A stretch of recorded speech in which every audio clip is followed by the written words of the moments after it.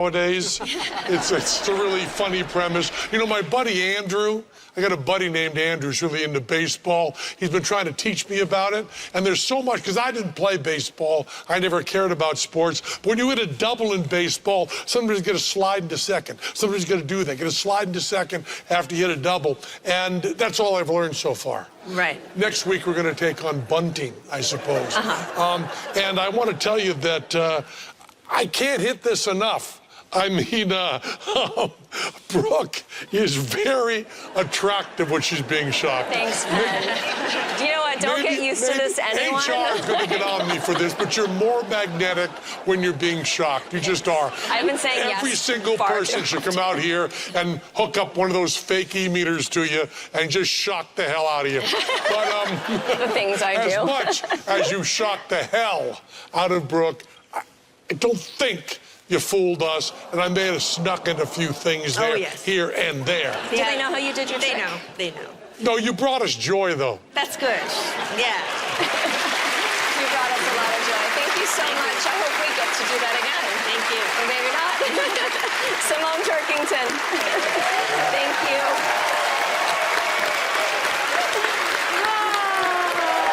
We're almost out of time. Almost. We've saved the last slot for our Las Vegas legends. See Penn and Teller perform when Fool Us returns.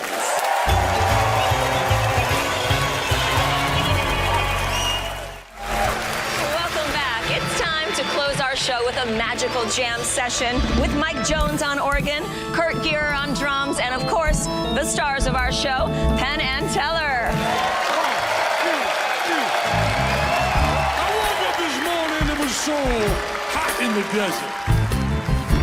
I knew the sky was all so blue.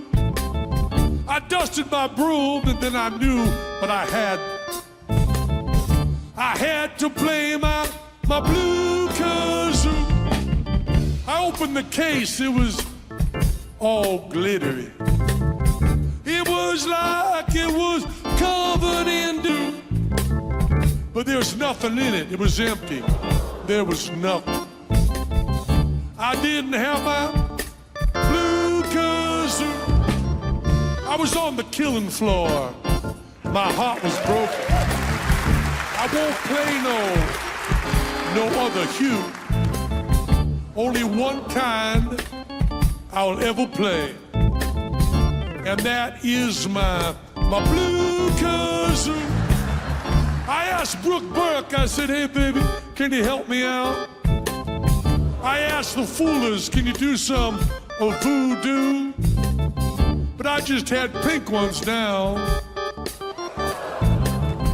I didn't have my take it to the bridge, guys.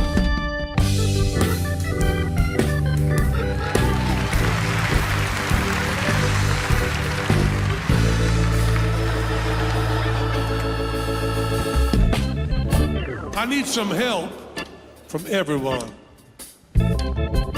I need you to hold them up real high. I need you to put them in your mouth, and I need you to blow. It's time. Get on it, play kazoo to the music. Get on it, play kazoo to the funky music. Penn and Teller got a message for y'all. All the squares go home. Blow, big man, blow.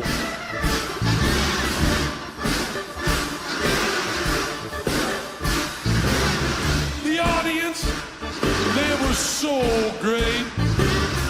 They played with love and they played with soul too. I knew they were going to save me so much. I just knew I was going to find my blue kazoo. 1, 2, 3.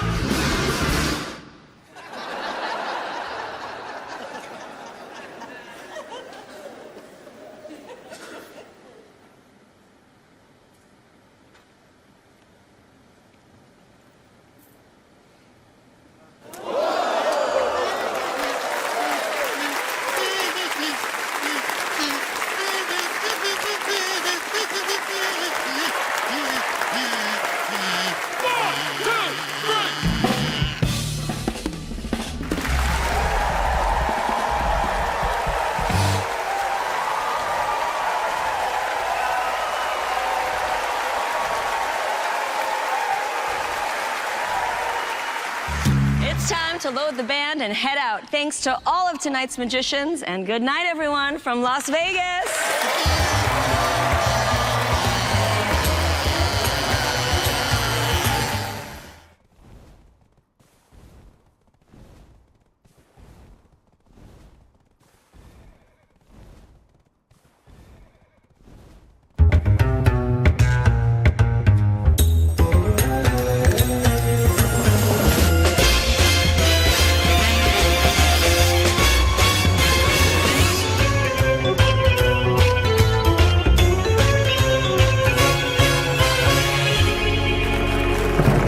From the Penn and Teller Theater in Las Vegas, Nevada, here's our host, Alice.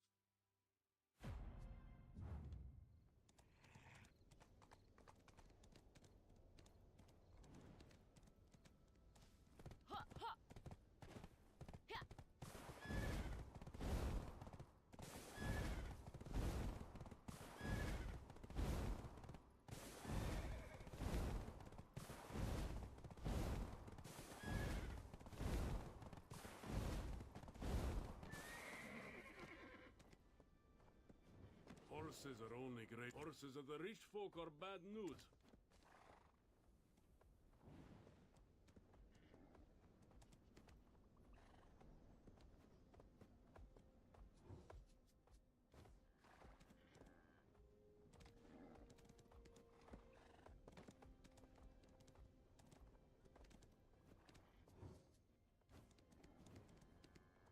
Those with money, worrying too much isn't good for you. Won't get nothing done worrying about getting hurt.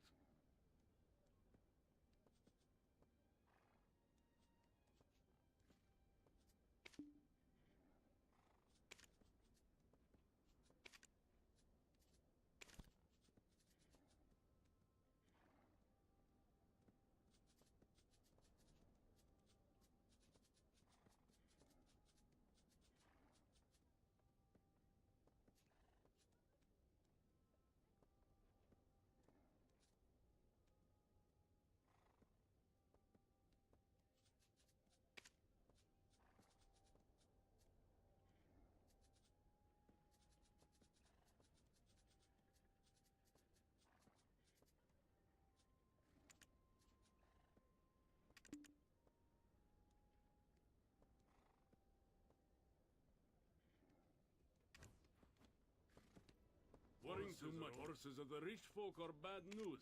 They always make a dung.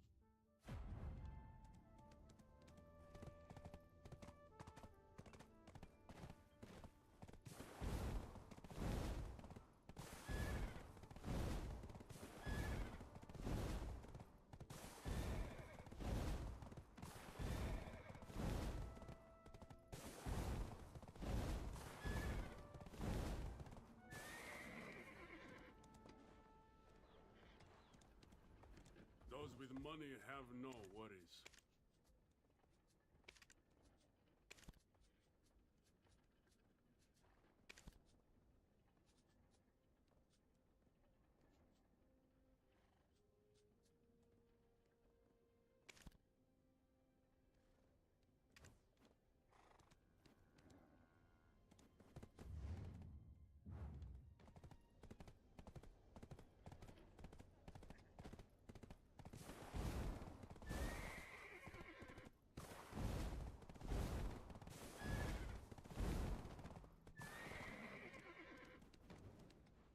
Horses are only great when you're on them. You have to brush them, clean up the dung. Ugh.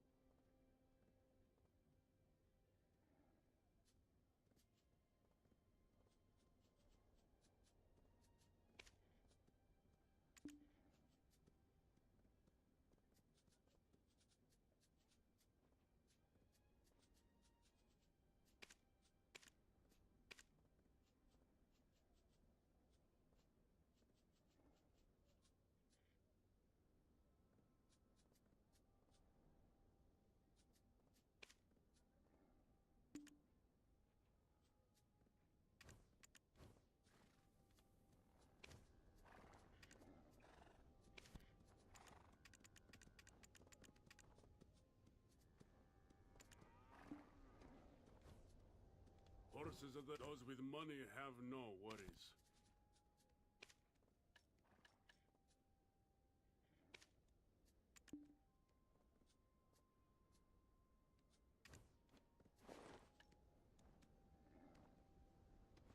Horses are only great when you're on them. You have to brush them, clean up the dung. Ugh.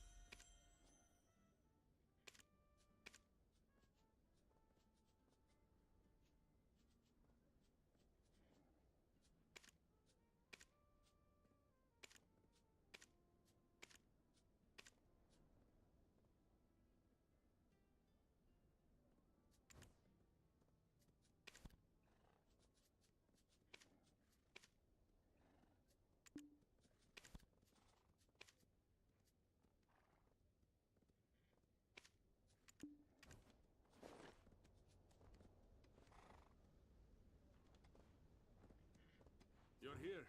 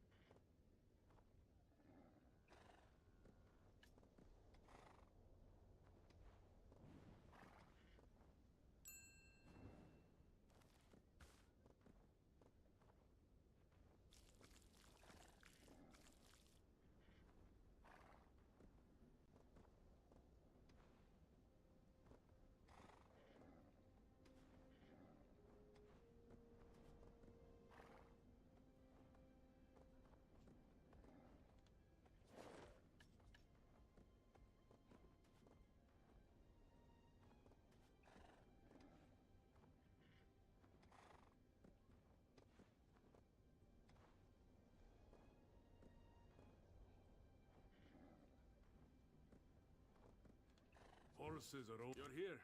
Please tie the horse over there.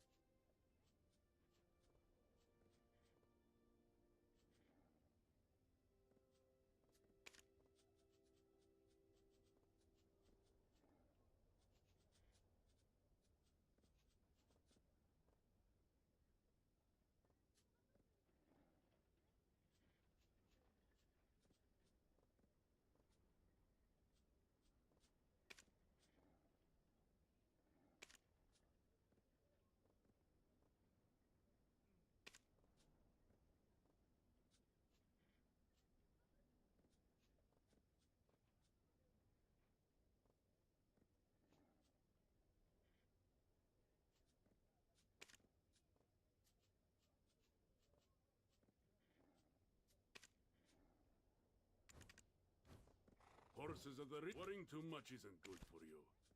Won't get nothing done worrying about getting hurt.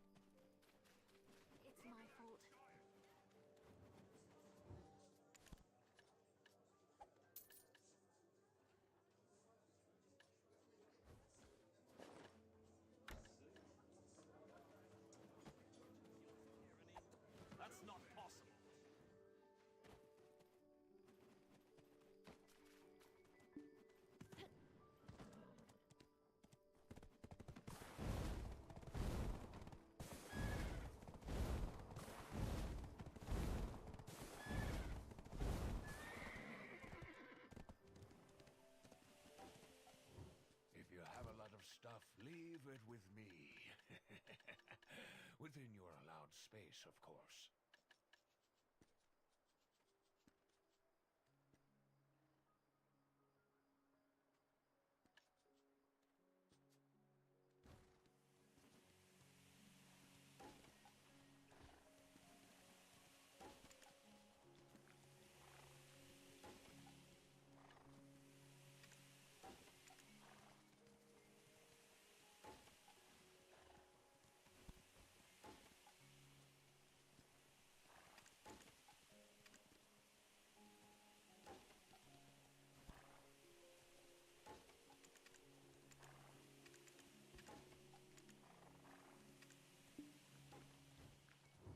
Money comes and goes. It's an ethereal thing.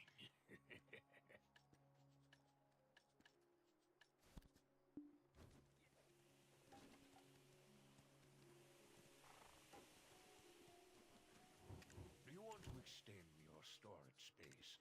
If you buy a house to use for storage, I'll give you some more.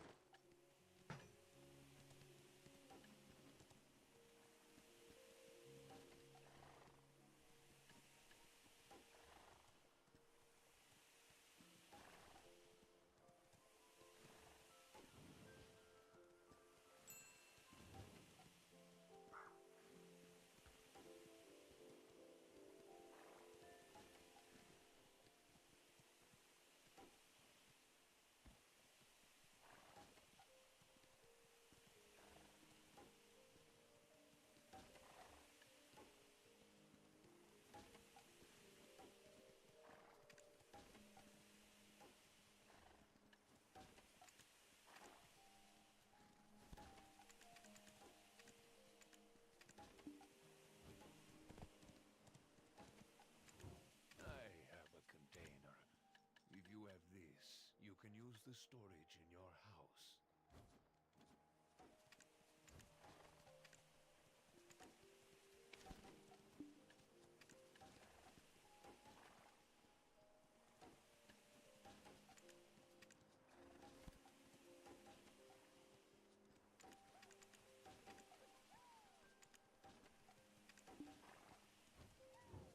Idle has many houses. If you're going to purchase a house, put a lot of thought into what you want to use it for.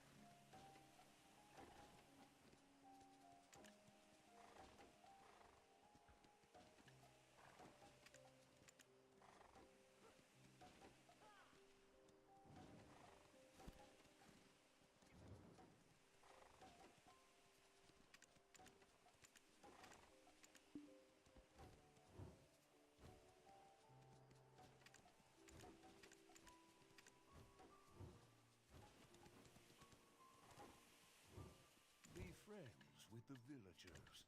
They may give you nice gifts in return.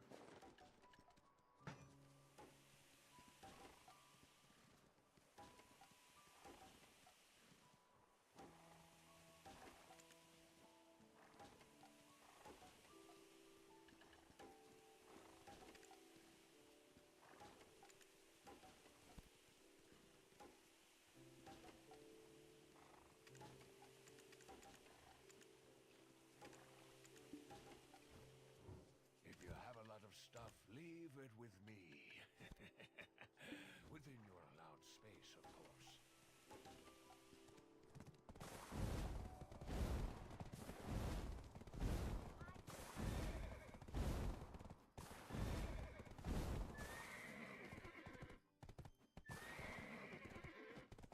I mean, you have 6 eyes.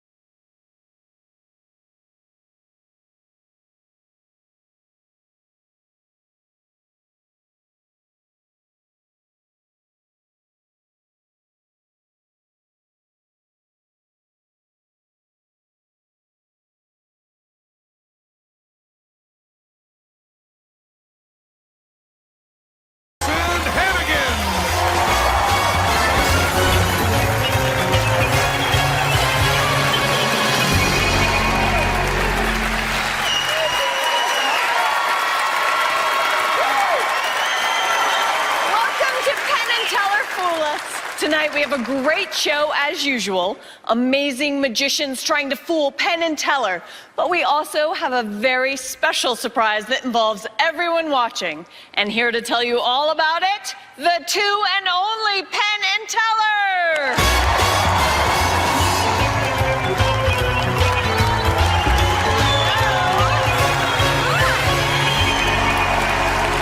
Our last trick tonight. Last trick tonight.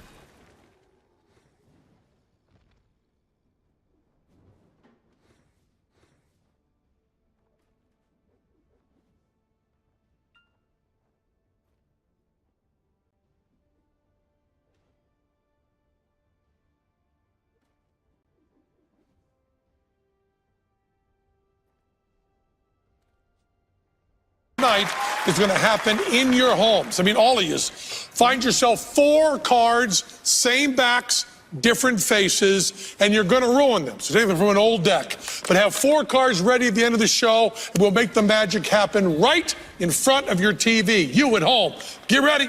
Yes, I saved you seats. Good, let's go. They're good. Very good ones. Remember, any magician clever enough to fool Penn and Teller wins a trip back to Vegas to perform in their famous Las Vegas show. Let's meet our first potential fooler. My name is Sean Farquhar, and I'm a professional magician. Magic is truly in my DNA. I learned my numbers from a deck of cards, which probably explains why in grade school I thought after 10 came Jack. I eat, sleep, and drink magic. Sorry, I had something stuck in my throat. Every job I ever took ended up going back towards magic. I worked in a pizza place, and I was doing tricks with the pepperoni. I would entertain the people who watched through the window. Actually, it's my second time on Fool Us. We have no idea how you got the It was probably the best performance experience I've ever done, next to winning the World Championship. I never imagined I'd fool them the first time. It was a long shot, but then winning the Powerball is a long shot, and there's always a winner in that, too.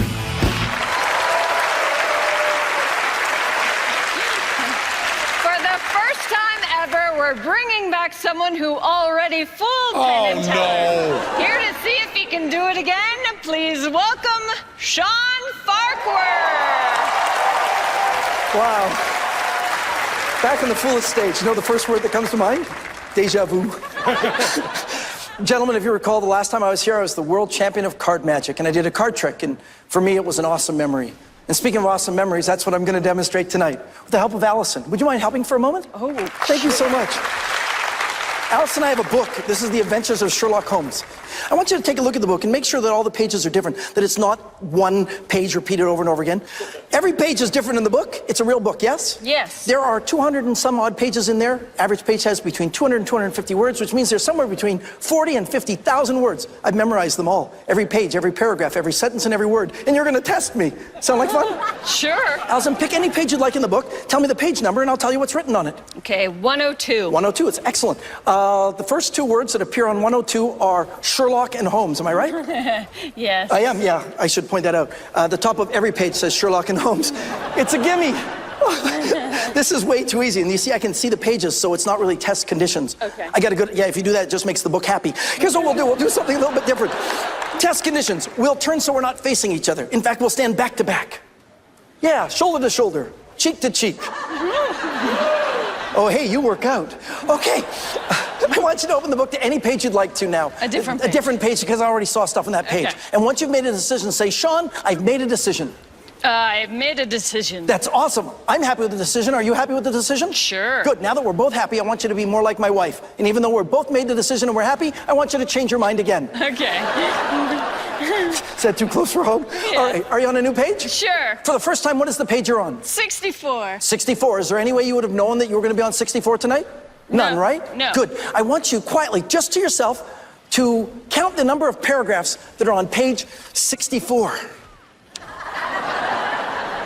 This was a lot easier when I was younger. Okay. 64. Yeah, on that side there's 1, 2, 3, 4, 5. 5 paragraphs, am I right? Yes. And the first line is actually the middle of a person's name. It begins with like von Ormstein, the Grand Duke of Castle Feinstein, am I right? Yes. Yeah, it's continued from the page before, which the last 3 words on that page were like William Gottstreet Sigmunds. Is that right? Yes. Imagine that I'm able to actually discern those pages as quickly as that. Oh, it's okay, we'll go to another page. We'll go to another page. So back together, back to back. Now go to a different section, maybe another 10 pages, 20 pages up, wherever you'd like to. Go Okay. to those pages and tell me what page you're on now. 140. 140. That's an excellent choice. 140. Okay, I'll count the amount of paragraphs that are on page 140. 140. Oh, this is good. There's like a lot. There's like 11 of them. Is that right? And the second paragraph says like, good night, Mr. Sherlock Holmes. Yeah. Which backwards would be like, Holmes, Sherlock, Mr. Night Good. Is that right? Are you cheating? Is that right? Yeah. If you were going, okay, just a second. What did you say? Are you cheating? Am I feel cheating? your back How- moving I'm moving a little bit. It's because I'm just thinking. Okay, let's try it again. Go Go to another page, a couple more pages forward maybe, just so that we're 100% sure that you're on a new page and you're happy. Okay. What page are you on now? I'm on another page. I'm not so happy. Oh, which one? 136. Well, 136, that's an excellent choice. 130. About there. 136. 136. Oh, it's on the left-hand side. The first word, the largest word on that line is the word window. Am I right? Yes. It's pretty amazing, isn't it? Think about it. I just used my mind, Allison. In my mind, I was able to discern exactly where they were. Think about it. I mean, the chances of it. I mean, look at the book. Go to open it up to 137 again and take a peek. Right there. Yeah, go ahead. I could feel you moving. Moving a whole bunch. Yeah, yeah. It was my job. 137, and you can see. And I That's really good. don't. Oh yeah. think this Yes, yeah. I counted 1, 2, 3, 4. There's a book. Yeah, I know there's a book. You know they have their eyes open. Oh yeah. Maybe I didn't understand the show. I know it's supposed to be fool us, but I was more like enjoying fooling you. Well, I'm an easy target, but I'm not that. Well, should I share? Yes. Oh, my pages are blank. The entire book is blank. Do you like the glasses touch? I thought the glass touch nice. There's not even like glass in the glasses. I just. Sean Farquhar. That's crazy. That is amazing. Did you want to look? You can look. Well, It's I cool. mean, that's. There's nothing. We did that so that they freak out. I'm It's cool. freaking out. First, I was like, does he have a mirror? What's happening? He's clearly cheating. Yeah, a mirror would have been a much better idea. I should have used a mirror. Well, how do you come up with your tricks? Sleep deprivation. Oh, Yeah. that's good. I gave up sleep about 4 years ago, and Yes. I travel a lot. I basically live on airplanes, and it's all changed because of my time with Penn and Teller. I'm amazed by how cool it was that people recognize me all over just because of Fool Us. That is so cool. And so, think that you could possibly do it twice? No. When I told my daughter that I was going to go on the show, she said, why? He said, you think you can fool them twice? I said, no, I really don't know if I could do that. That would be really cool. Yeah, but I'm not going to hold my hopes because they're talking for a long time. Well, that's good. So which maybe is that's good. a good thing. They look very satisfied. Oh. It's frightening. Oh, that's an interesting look. Penn, Teller, did he fool you? You rat bastard. There he goes again. Is that a code word or is that a good thing? Do you think you are playing with children? No, sir. There are people at home who are going, oh, he switched the books. And you're thinking, oh, Penn and Teller, they're going to say, he switched the books. And then you're going to do something like open up your coat and show there's no other book there. Or you're going to take off your shirt or drop your pants or do something like that to show there's no other book. Or maybe there is another book and that's blank too, just to make us look like fools. But you pig dog, fool us once, shame on you. Fool us twice, shame on us. We think it actually is a memory trick, and there is no book switch at all, and there is certain kind of direction on how many paragraphs and so on, but a lot of that is in your head because you are wicked, wicked smart, and we are jaded, and we will not fall for your jive. Bingo, we're done. Get off the stage. Well, what does that mean? Because I feel like if you did fool them, they might take out a restraining order on I'm a you. little frightened to tell him, but I can't remember my phone number. Oh, we didn't ask you your phone number. We asked about Sherlock Holmes. There isn't any memory technique at all used. And there's no book switch. And there's no book switch either. It's something else completely different. Oh, fool on you! Bring it down! Bring the damn thing!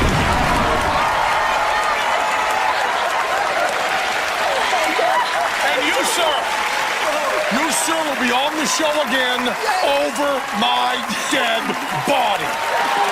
Never are you coming out of the stage again. Ever. We're done with you. Go back to Canada. Yay! Thank you so much. Seriously. Amazing, man. Thank you so much. So amazing. Seriously. So amazing. Thank you. That is so fantastic! 2 times more!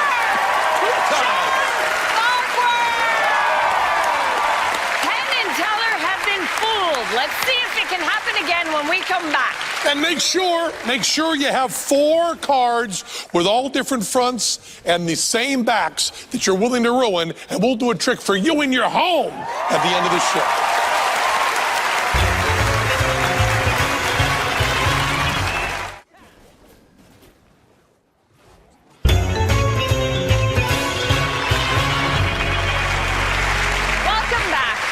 We've already had 1 act fool Penn and Teller. Do I hear 2? Let's meet our next potential fooler.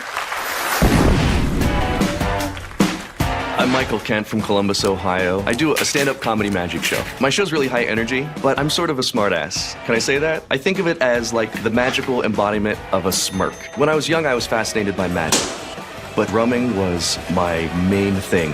I think that learning to play the drums as a child has really helped me learn magic. You're teaching yourself how to learn on your own.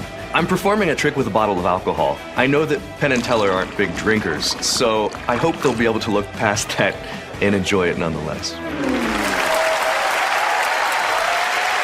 Please welcome the comedy magic of Michael Kent.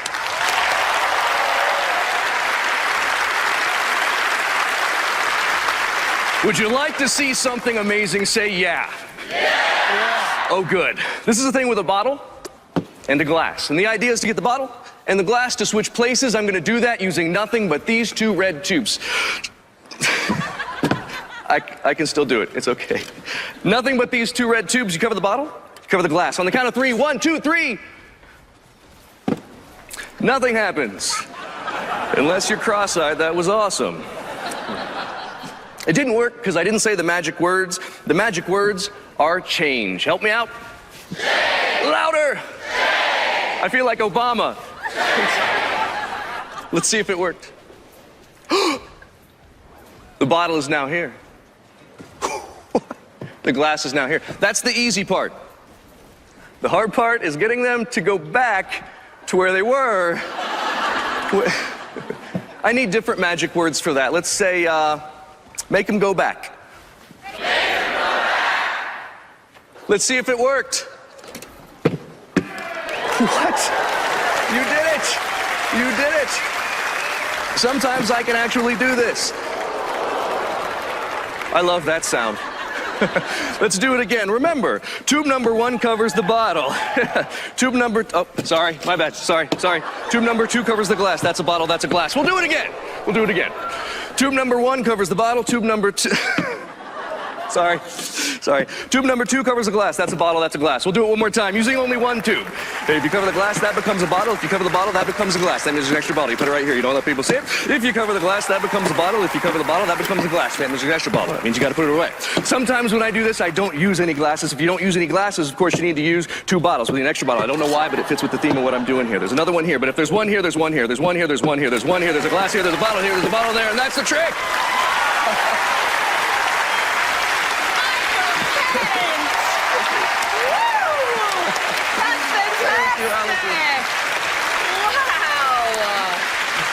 Will you come shopping with me? Yeah, seriously. It would make it so much easier. I was very popular in college. I would say so.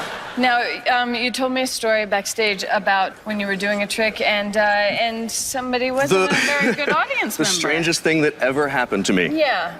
Yeah, I was bitten. Mm-hmm. So you never expect to be. No, it was a grown human woman person. The woman really wanted to see the coin that was in my hand, and it wasn't time for that. And so I pulled the hand behind my back. The next thing I felt, she ran around me and bit my hand. I mean, have you ever been bitten acting? Well, I was on a show called Buffy the Vampire Slayer. It was scripted. That makes sense, yeah. I think I did some biting, Yeah. so it was So all everything was rehearsed. even. It was good. On a happier note, what's your dream, sort of venue? Being live on stage at the Rio All Suites and Hotel and Casino. In front of Penn and Teller. Good answer. Well, then, let's not make you wait any longer. Okay. Let's go to your heroes. Sure. Penn, Teller. Well, you know, this is a take on a classic from the 19th century called Passe Passe Bottles, although he's doing a later version of that. But I want to really address something important here, which is there's this view that lay people have, and I think even some magicians have, that real technical skill, sleight of hand skill, is cards or coins, small stuff you manipulate, and you can palm and you can do all this. With apparatus magic, they often think that the props are doing the trick. I want people to know how hard this is to do. It's a really hard thing to handle. The speed that you do that, the clarity, the cleanness, not only of obviously you're funny, but everybody knows that. And obviously you're likable, everybody knows that. What they may not know is just handling those props. If you told somebody, here are the props, here's how it's done, here are the secrets, they would still stumble through it for months. And you just have a beautiful presentation. You not only have bottles, you have too many bottles. And I can see the label from here. It's from the Brook Winery, isn't it? No, it's. I think Ken Brook made all that wine. Yeah, I think Ken Brook did make some of the wine. Yes, he does. Yeah. But it's a great routine. Thank you very much. I appreciate that. Okay, so are you convinced they know how you did everything and that you didn't fool them? I did not fool Penn and Teller. Well, you certainly impressed them and us as well. Thank you so much. Michael Kent, ladies and gentlemen. Real good. Thank you. We're going to take a break, but we'll be right back with more magic, including a performance by the legendary Penn and Teller. Stay close.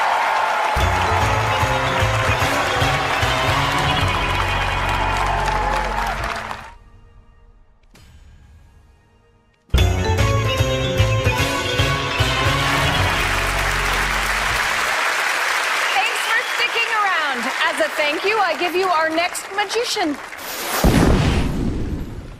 I'm Nathan Burton. Since I was a little kid, I knew I wanted to be a magician. If you're a magician, Las Vegas is the magic mecca of the world. I'm very lucky that it's a family business. I have my mom, who's in charge of accounting. I got my sister, who's in charge of the lighting, the sound. My wife's in charge of the showgirls, the choreography, the costumes. And I actually have my son in the show. He's in charge of being a baby. My style is I come out, I hit him hard. I do some big stuff. I make 4 showgirls appear out of an empty box, the very first thing of my show. Penn and Teller, we're bringing some big illusions. We're bringing a couple showgirls, and we might just fool you. Please welcome Nathan Burton. Thank you very much. Wow, thank you very much. Well, it's a pleasure to be here. And I got to tell you, growing up as a kid, I got in all kinds of trouble growing up. I remember on a Friday night, my friends and I, we'd go to the local grocery store, go inside, we'd buy maybe 100 rolls of toilet paper. We load up in the cart, we'd pay for it, put in our car, drive through the neighborhood, look for a friend's house. If no one was around, we'd take all the toilet paper, throw it up in the trees, and we used to call it TP in our house. Well, the problem was we couldn't do it fast enough, so we came up with a little invention, and I want to show it to you guys. Here we go.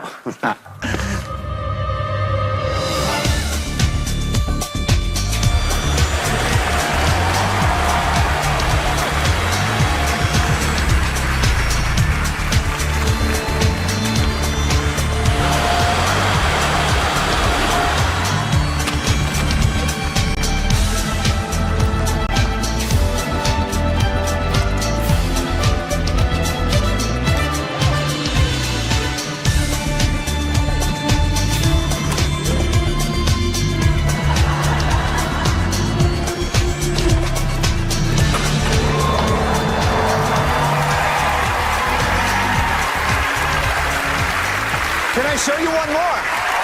Yes. Please welcome to the stage the lovely Stacy. Everybody say hi, Stacy. I have a little magic marker. Stacy's going to come out to Penn and Teller. Kind of like a card trick, I actually need Penn for you to sign Stacy so we know there's no copies, there's no twins, there's no duplicates. Oh my so goodness. Please sign on her arm. Anything you want. You can change markers. You can do whatever you want. Something that you'll recognize so you definitely know it's Stacy. What is he going to write?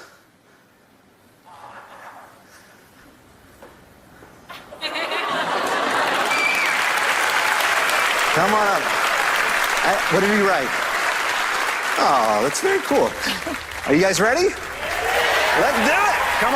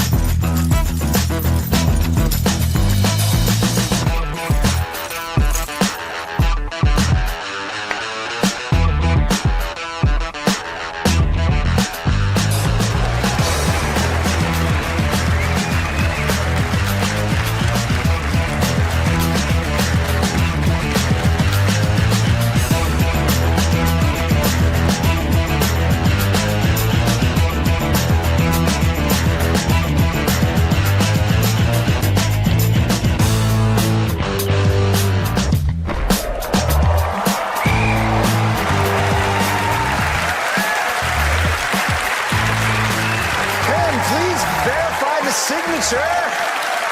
Oh, careful, careful. Verify, is that, Yes. Thank you very much. Nathan Burton, everybody! That was incredible! Thank you very Nathan, much. you made all of that? Yeah, we make it in a shop here in town. I want to go to that shop. You want your own show in Vegas? No, I just want to make all that stuff to really impress my friends. And then your wife picks out... It's a family operation. We have Right. a little afternoon show in Vegas at Planet Hollywood, and it's my family. It's my mom, it's my sister, it's my wife, and my brand new baby boy. He's 1 year old. He comes to the show, he watches the show, and I put something new in the show, and he doesn't like it. Oh, he only likes the old how stuff. can you tell your son doesn't like He something? doesn't watch it. Oh, A little maybe bit if more. you like put a teddy bear on it. Oh, that's a good idea. Look at you. Yeah. And what were you like when you were a kid? Actually, I had a learning disability. They actually gave me a test in school to evaluate what kind of career, what kind of job you should have. And the results came back, and the teacher told me, you need to pick a job where you do not speak in public or in front of a large group of people. Oh, no. Yeah. I hope she's watching. Penn, tell her. Oh my goodness! Oh my goodness! Boy, you know we all work in Vegas. Nathan works in Vegas here with us. We know some of the same people. So actually, I know Stacy because we traveled the same circuit. So I know she's not a twin. And also, I signed her, which is a good solution to that. There's something very, very nifty about signing people, I think. We also know, and I bring this up often because it's important, that there are no trapdoors in that stage that you can use. We know that. So you have to do a lot of clever thinking on this, and you sure did. You all sure did really clever thinking. And, you know, because I know Stacy, you know, because Teller knows Stacy, we've seen her work before, although not in any trick like this. You know, it was very hard to keep her eyes moving around the stage. We kept staring at her. You know, I really didn't want Stacy I was hoping for that. I really didn't want Stacy to notice our stares. You know, as we were staring at her, both of us we didn't want her to notice the stares. Thought that would have kind of ruined the trick a little bit. And as far as the police officer in the toilet, your strong political statement there. Hotel security guard. Hotel security guard. Hotel security guard. Sure, that's okay then. We also have a little drawing on that one too. So I'll tell them we'll come up and show you that. And I'll come up and talk to Allison while we're doing that. Well, that's okay. We've talked before. Yeah, I know. Just, No. I really like his You know, drawings. once when I was in magic camp, A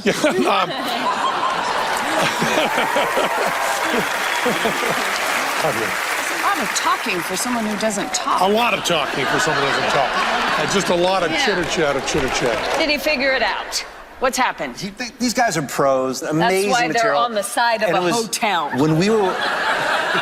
When we were designing this just for them, we knew it was almost going to be impossible to form. Yeah. So, and they know what's going on. All right. Thank you so much.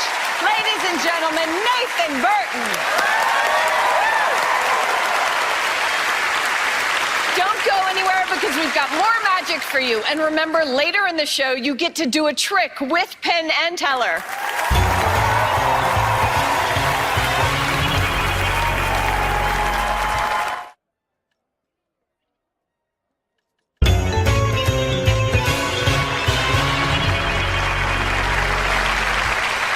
Welcome back to Fool Us. I've got my cards ready. Do you? You're gonna need them if you want to do a trick with Penn and Teller later in the show. Meanwhile, it's time to meet our next act. My name is Nathan Comarsh. I'm from Orlando, Florida. I'm an entertainer and have been for all my life. Both my parents are artists, so I grew up in a house where you really felt like anything was possible. I got my start doing magic in a small local comedy club, bunch of drunk people, and learning to perform in that environment made me able to go in front of really any group anywhere. The most important element is sitting right where my audience would be and trying to give them what I would want if I was sitting there. The power of magic is that when it's done well, it gives people such an experience that they're not used to, that mask that we tend to wear just kind of falls away for just a second, and we're really able to connect with people.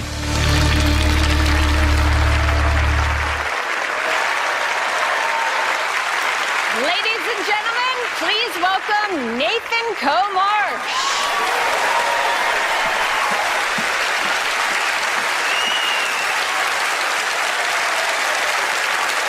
Such a thrill to be here on Fool Us, where the most famous magicians you've never heard of leave the safety of our parents' basements for an epic showdown on TV. In other words, this is the Hunger Games for 32-year-old virgins.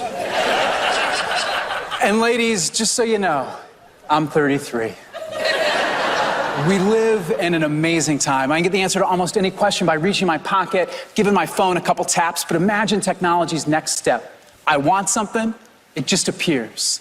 Tonight, you're gonna be the first people to experience this. You're gonna think of something. My challenge is to make whatever it is you can imagine, bearing in mind it's a family show. Real. But it must fit inside this glass jar. Penn, Teller, if you would just kind of take a moment, make sure there's no way in. I'll leave it with you for a few moments. Make sure there's no way in or out of the jar except through the top. Open it? Yes, please, absolutely. By all means, yeah, make sure there's nothing in the jar but the faint aroma of the Las Vegas Strip.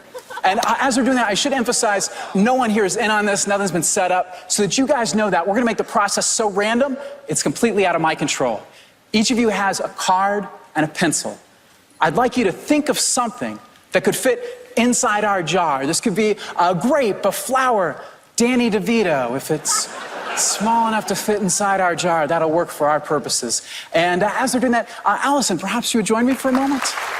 Awesome. So we have many hundreds of possibilities, Allison, but we're only going to need like 20 or 30. So I'd like you to take this plate and please go out amongst the people, get like 20 or 30 of those back, and I'll ask you back on stage in just a moment. All right. And as she's doing that, Penn, tell her, how is our jar looking? Looks great, and it smells good, yeah? It smells like root beer barrels. Oh, yeah, absolutely. That's desperation you're smelling there, the fragrance of Las Vegas. And this is our target, so whatever you guys dream up will make itself inside this space. I won't even touch it. In fact, we're going to leave it isolated in a series of boxes about 10 feet off the ground. So we got a jar, inside a box, just about 17 feet above the earth. And it looks like Allison's got a fair number. And Allison, perhaps you join me. The people will show their love for you. Oh, it's good to see it. And Allison, yeah, please, just set it down and step back into my office. So we have hundreds of possibilities. No, you can join. You can stay. Can she stay, guys? She gets to stay.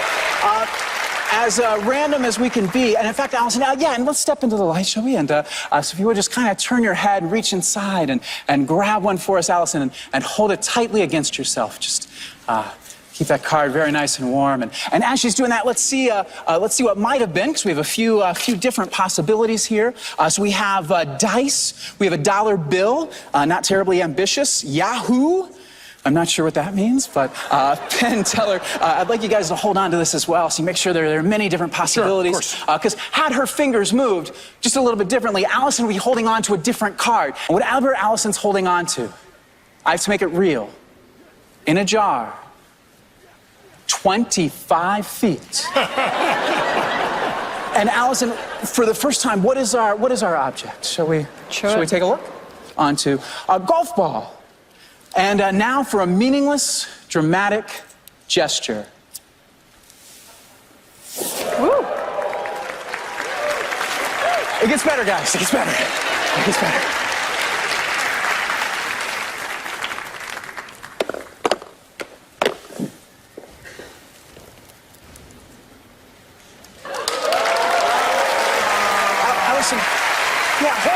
show it to the people. Show it to the people for us, Allison. In fact, if you would be so kind, just kind of take the lid off and drop the ball straight into my hand, Allison. Just kind of drop that. Yeah, just kind of drop that straight. Oh, check this out. Here, take a finger. Give it a tickle, Allison. Give it a tickle. A tickle.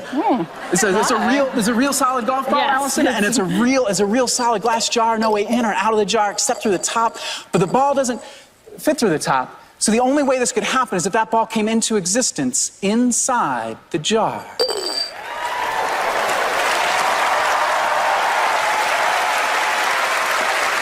Penn Teller, we have a gift for you gentlemen as well. Thank you so much. That is amazing, Nathan. Go Marsh, everybody. That is really amazing. I just want to go, nah. All right, well, gentlemen, stop playing with your balls. And let's... Okay, wow. Okay, there's...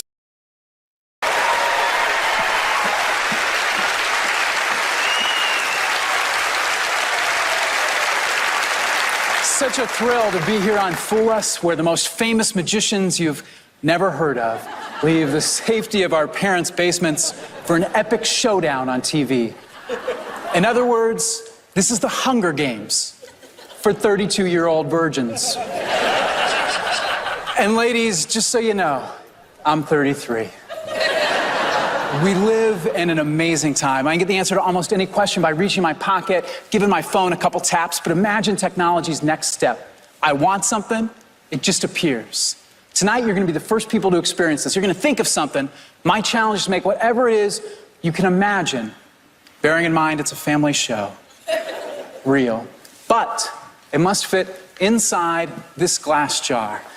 Penn, Teller, if you would just kind of take a moment, make sure there's no way in. I'll leave it with you for a few moments, make sure there's no way in or out of the jar except through the top. Open it? Yes, please, absolutely. By all means, yeah, make sure there's nothing in the jar but the faint aroma of the Las Vegas Strip.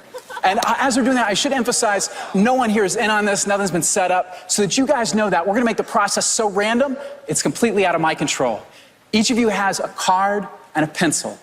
I'd like you to think of something that could fit inside our jar. This could be a grape, a flower, Danny DeVito. If it's small enough to fit inside our jar, that'll work for our purposes. And as they're doing that, Allison, perhaps you would join me for a moment? Awesome. So we have many hundreds of possibilities, Allison, but we're only going to need like 20 or 30. So I'd like you to take this plate and please go out amongst the people, get like 20 or 30 of those back, and I'll ask you back on stage in just a moment. All right. And as she's doing that, Penn, tell her, how is our jar looking? Looks great, and it smells good, yeah? It smells like root beer barrels. Oh, yeah, absolutely. That's desperation you're smelling there, the fragrance of Las Vegas. And this is our target, so whatever you guys dream up will make itself inside this space. I won't even touch it. In fact, we're gonna leave it isolated in a series of boxes about 10 feet off the ground. So we got a jar inside a box, just about 17 feet above the earth. And it looks like Allison's got a fair number. And Allison, perhaps you join me. The people will show their love for you. Oh, it's good to see you. And Allison, yeah, please, just set it down and step back into my office. So we have hundreds of possibilities. No, you can join. You can stay. Can she stay, guys? She gets to stay. As random as we can be, and in fact, Allison, and let's step into the light, shall we? And so if you would just kind of turn your head and reach inside and grab one for us, Allison, and hold it tightly against yourself. Just keep that card very nice and warm. And as she's doing that, let's see what might have been, because we have a few different possibilities here. So we have dice, we have a dollar bill, not terribly ambitious, Yahoo. I'm not sure what that means, but Penn, Teller, I'd like you guys to hold on to this as well, so you make sure there are many different possibilities. Because had her fingers moved just a little bit differently, Allison would be holding on to a different card. And whatever Allison's holding on to, I have to make it real. In a jar, 25 feet. And Allison, for the first time, what is our object? Shall we take a look? Onto a golf ball. And now for a meaningless, dramatic gesture. Woo. It gets better, guys. It gets better. It gets better.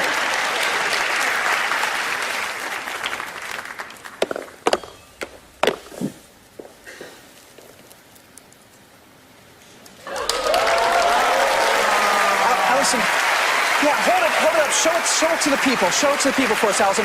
In fact, if you would be so kind, just kind of take the lid off and drop the ball straight into my hand, Allison. Just kind of drop that. Yeah, just kind of drop that straight. Oh, check this out. Check this out. Here, take a finger. Give it a tickle, Allison. Give it a tickle. A tickle. It's a real solid golf ball, Yes. Allison, and it's a real solid glass jar. No way in or out of the jar except through the top. But the ball doesn't fit through the top. So the only way this could happen is if that ball came into existence inside the jar.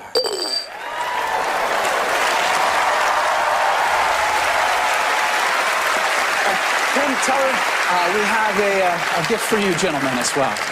Thank you so much. That is amazing, Nathan. Go Marsh, everybody. That is really amazing. I just want to go, nah. All right, well, gentlemen, stop playing with your balls. And let's... Okay, wow. Okay, there's we don't believe in the supernatural. We do not believe in the supernatural. We are known for not believing in the supernatural. But I think there was some work of the devil here. I do think there was some work of the devil.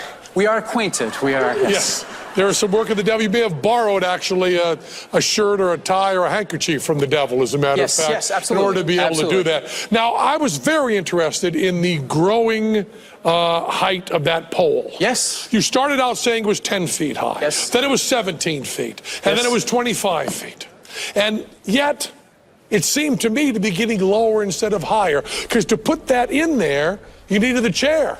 But to get it out, you just reached up, because I think part of the pole fell in a little bit to Harbin's ditch. I think there was a little bit of a depression there that fell in there, that you needed the chair to get up, but not to get it down. So I think it was all the work of the devil. It was, 100%, 100%. And the golf ball in the jar, I sure hope you could buy these things. I don't know how you did that.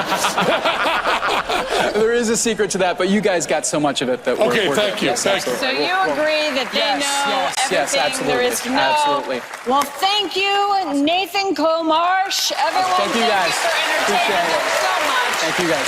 Thank you. All right, this is your last chance. Go find an old deck of cards and grab 4 of them. When we come back, you will be performing a card trick with Penn and Teller.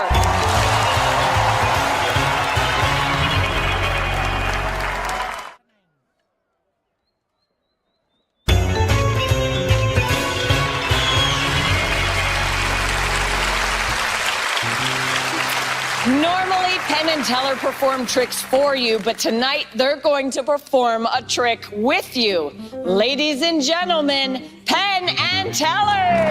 Good stuff, 4 cards.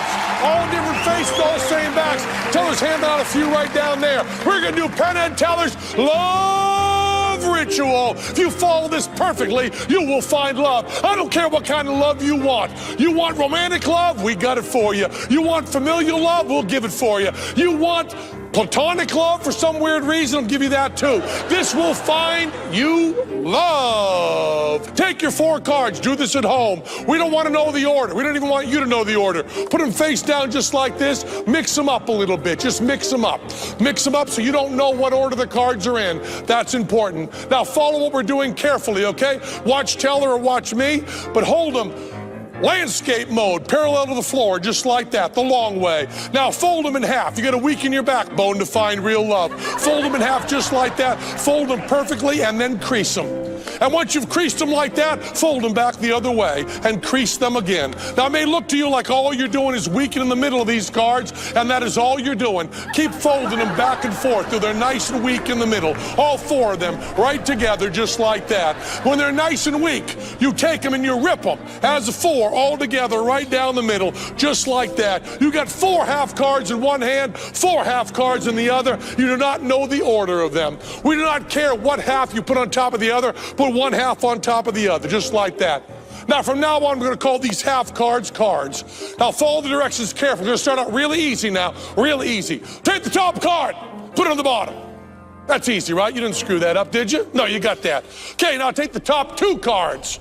Take those from the top, put them on the bottom. Now it's going to get a little more complicated, brothers and sisters. Fan them out. You can see all their backs just like that. And take the top 3 cards. Be careful, they stick together. The top 3 cards just like that. Do not put them on the bottom. What are you, crazy? Those top 3 cards, we want to not know what order they're going to be in for anybody. We want to screw that up, so put them somewhere in the middle. You have a couple choices. Put them somewhere in the middle, and everybody's orders are getting differently, just like that. You're all getting a little bit different in the order. You all put them in a different place. But now take that top card. Do not look at it. What are you, crazy? Don't look at that top card, but put it near your heart, somewhere we can feel your heartbeat. Put it right there, so close to your heart, so close to your love, just like that. Now, okay. Now you're going to take 1, 2, or 3. We don't care how many. 1, 2, or 3 cards. Take them from the top, 1, 2, or 3, and put them somewhere in the middle. We're just trying to get everybody to be a little bit different because love is always unique, just like that. Now, brothers and sisters, you can't find love just inside yourself. You cannot do it. To the top card and exchange it with somebody else. Exchange it with somebody else. It does not need to be someone you love. It can be someone you hate. And take that card back. That card is foreign. That card doesn't match any other. That card doesn't fit in. But that does not matter because love means accepting. Put that card somewhere in the middle. That's all you got to do. Put it somewhere in the middle. Now, no one's going to see what you do here, so you can be honest. Take 1, 2, or 3 cards. 1, 2, or 3. 1, 2, or 3. 1 means your love life has been very, very bad. 2 means your love life has been pretty good. And 3 means your love life has been spectacular. No one will see how many you do, but take that many cards and throw them away. Get rid of them. We don't need them at all. Get rid of them. Throw them away. Throw them in the trash can of bad love. Now, you know love takes time to fester. We're going to take a symbolic week. Mike Jones going to help me here. Take the top card, call it Monday. Put it on the bottom. Next card, call it Tuesday. Put it on the bottom. Next card, call it Wednesday. Put it on the bottom. Next card, Thursday. Put it on the bottom. Friday, put it on the bottom. Saturday, put it on the bottom. And Sunday, put it on the bottom. Now, we all got a different number of cards. They're all in a different order. You even got a foreign card in there. We have no idea what that order is. But now we're going to get down to 1 card. We have all different numbers. All different numbers. So some of you will stop earlier than others, but keep going till you get down to 1 card. Brothers and sisters, I'm going to say loves me. When I say loves me, you all say, no, don't just say, you scream. With all the love in your heart, you scream, loves me, and take that card from the top and put it on the bottom. That could be the one. Loves me! Put that card on the bottom. Now it gets a little bit sad. I'm going to say, loves me not. When I say loves me not, you say back. You don't say back. You scream back with all the loneliness in your soul. You scream back, loves me not, and throw that card away. That's bad love. Loves me not. In the trash it goes. Loves me. Put it on the bottom. Loves me not. Throw it away.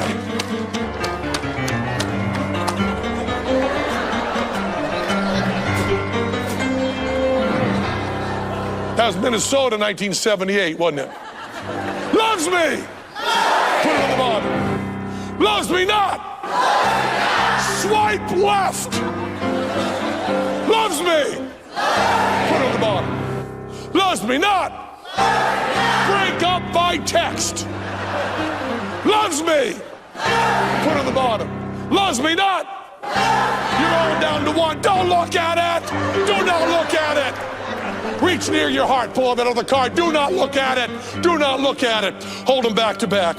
In just a moment, brothers and sisters, I'm going to say the word now. When I say the word now, you turn those cards over. If those cards match, you have found love. And take it from your heart and scream to the heavens, I found love, and throw both hands over your head. Are you ready?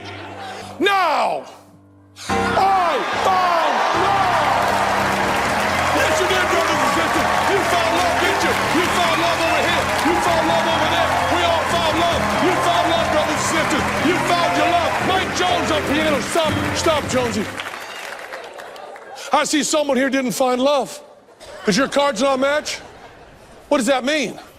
What does that mean, Jonesy? I don't know.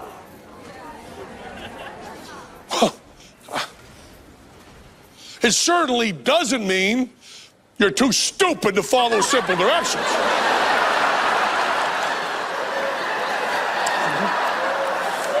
Oh, I know.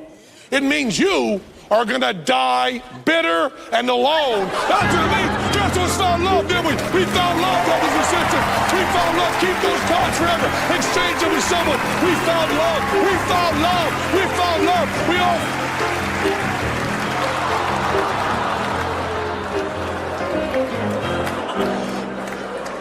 Doesn't necessarily mean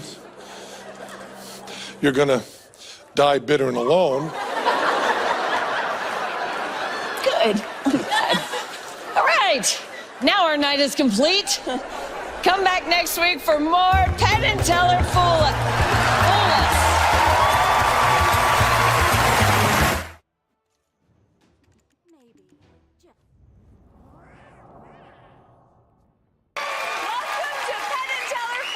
Where magicians from all over the world choose one trick from their arsenal and take a shot at fooling.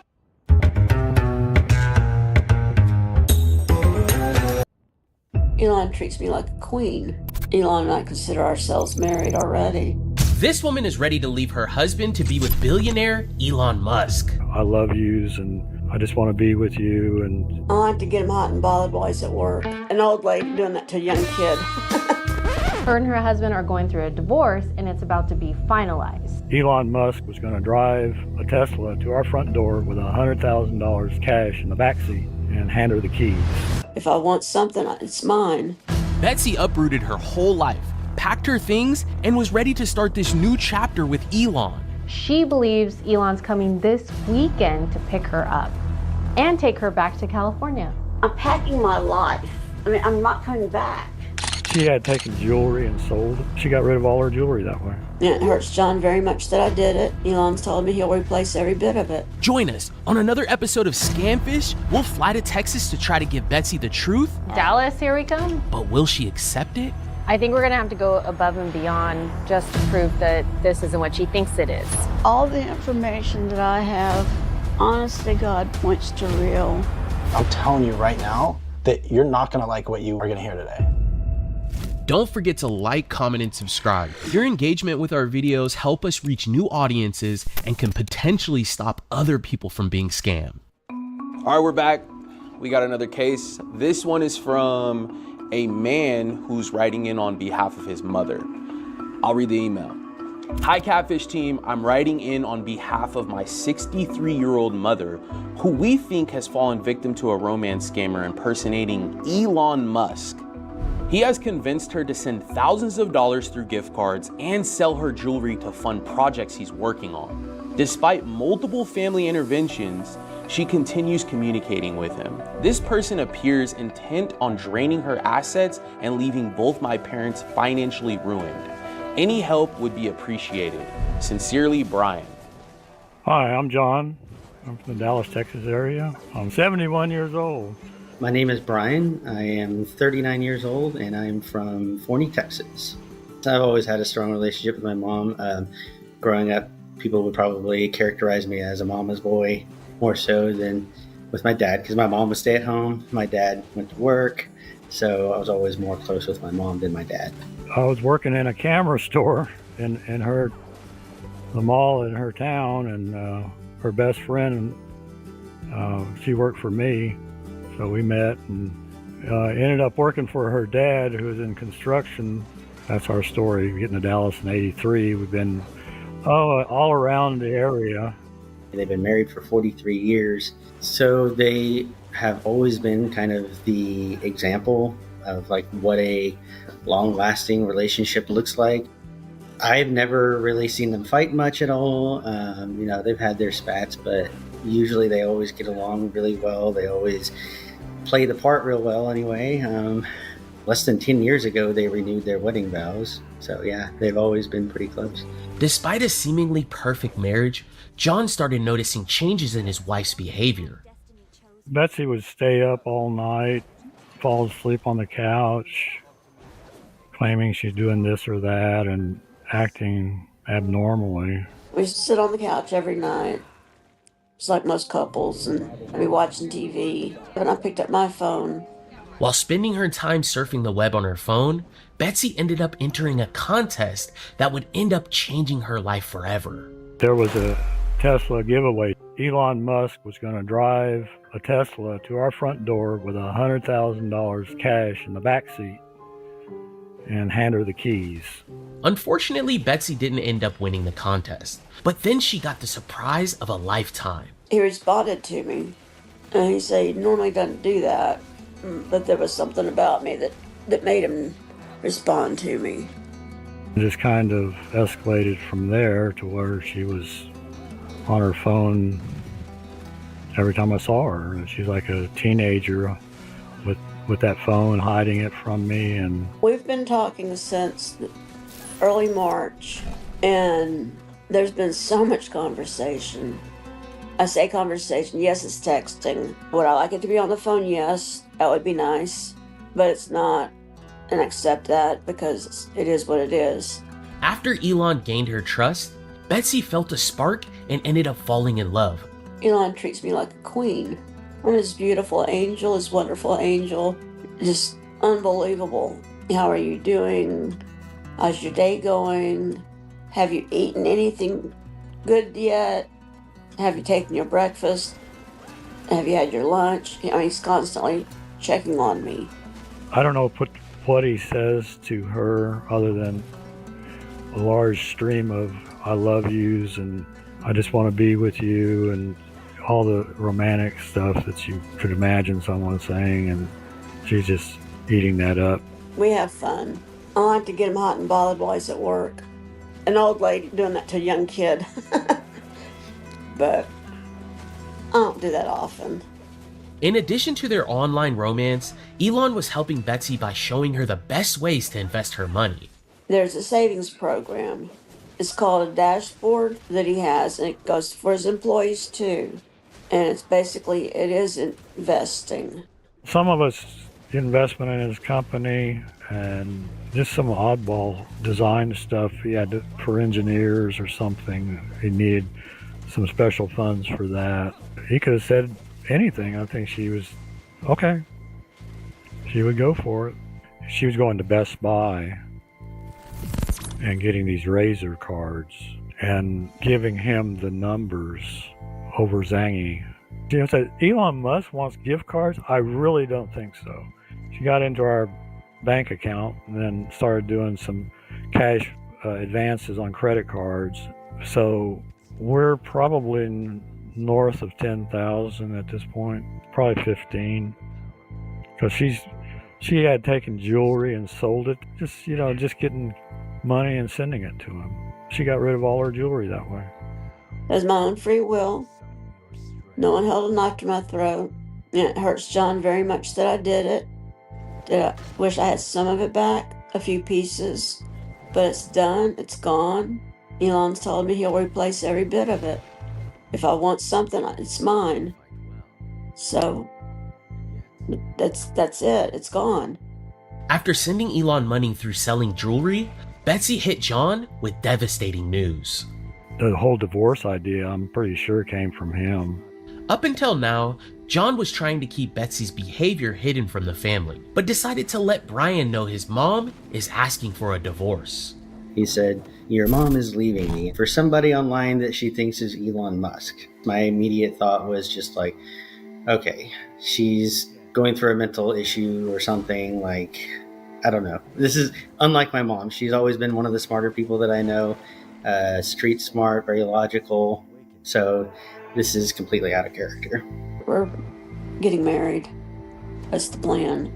Elon and I consider ourselves married already. They did something online that it said, okay, you're my wife now, you do what I say, kind of thing. I was like, that's nothing. We're still married. It's invalid. It has nothing to do with Elon. It's just, that was just timing. It had been building up already. And this is the time to do it. I know he has never even talked to her, just given her a phone call or FaceTime or nothing that says this is the person that you're talking with. She's taken videos of our house. She took videos of the jewelry. It's just like, wow, what a setup. You know, I got all this coming to me. Look at this house. So all he's doing is hanging on, waiting for the divorce to go through, and then he can start claiming stuff from her. And I'm still like cooking dinner for her, whatever she needs, and, you know, put things in the car so she can go send him money. I don't know, just trying to be a husband. Over the years, it seems like my mom is becoming more and more withdrawn. I kind of chalked it up to my moving an hour away instead of being 20 minutes away like I was before, and maybe I'm just not as in touch with her as much. He doesn't have to take care of me. He's not my protector. He's not the one that has to be there and stand up for me all the time. He's a mama's boy that doesn't know how to let go of mama. Now that Betsy was planning to move out of the house and run off with Elon, John and Brian decided to stage an intervention. I went over to help him confront her, basically. My initial reaction was, he's the richest man in the world. You know, what does he need with you? Why does he need your money? Why does he need you to do anything for him? Do you think he actually has time for you? He has like 13 kids, and I don't know how many baby mamas that is. And why would he go after a 63-year-old woman who is past her prime, who can't give him kids, who, like, I was very delicately trying to ask the question, what is it that you have to offer him? Like, why, of all the people in the world, why would he pluck you out of millions? And she immediately got confrontational. I mean, I've never seen her this angry. Never. She looked like she could be possessed. I mean, she was baring her teeth, turning red. I mean, very angry. You have no idea what you just done. Elon has satellites that he can aim at the house and blow up the car. And I mean, it was just full blown, like, wow. I stood in front of him and I said, I feel like hitting you right now. She hit me once. She hit my dad once or twice. I slugged him. Got a good right hook. My sister was listening in on the phone to all this because she wasn't able to be there. She called the local police and had them come out. And they were like, oh, whoa, hold on a minute. She hit you? And I have to arrest her now. So I got hauled off to jail. Spent the night in lockup. The next morning, Brian and John set out to bail Betsy out of jail. But before they could get there, Brian received a call from someone who said he was the local sheriff. That's when things took a dark turn. They said, oh, this is Collin County Sheriff's Office. We got your mother in here. We're trying to find next of kin so we can get somebody to help with her bail money, so we can let her out today and all that. And, you know, it's exactly what we were doing, like perfect timing. And we're like, oh gosh, we're so glad that you called, because we've been trying to figure this out and we didn't know what to do. And he said, that's $3,400. So he talked me through sending me the Zelle, and he said, all right, I will text you and let you know when she'll be ready. And I said, okay. He started texting me saying that they have to transport her, and there's going to be a transport fee now, and that's going to be another $2,000 something. And I was like, nah, like that, no. So I called the sheriff's office, and they were like, that doesn't sound right. Let me find out. Hold on. So they come back and they say, oh no, nope, that's a scam. They fell for it and paid it, when in fact it cost nothing for me to get out. They blame me for it. They put me in jail. They get scammed and fall for it. And they blame me. After Betsy's release from jail, she and Elon began making plans for their future. He's supposed to come here to pick me up. He said just take the necessary stuff. And if I was 30 years younger or something, yeah, I mean, this would be like, I'm out of here. But, you know, at my age, and yeah, it's hurtful. And I'm like, she goes, well, it's not done yet. I mean, he hadn't shown up, so let's just see how this plays out. Like, okay, so I'm plan B no matter what. So you don't have a place, so you'll have a place to live if this falls through. Yeah, it's hard. I don't like breaking his heart. And I know I am.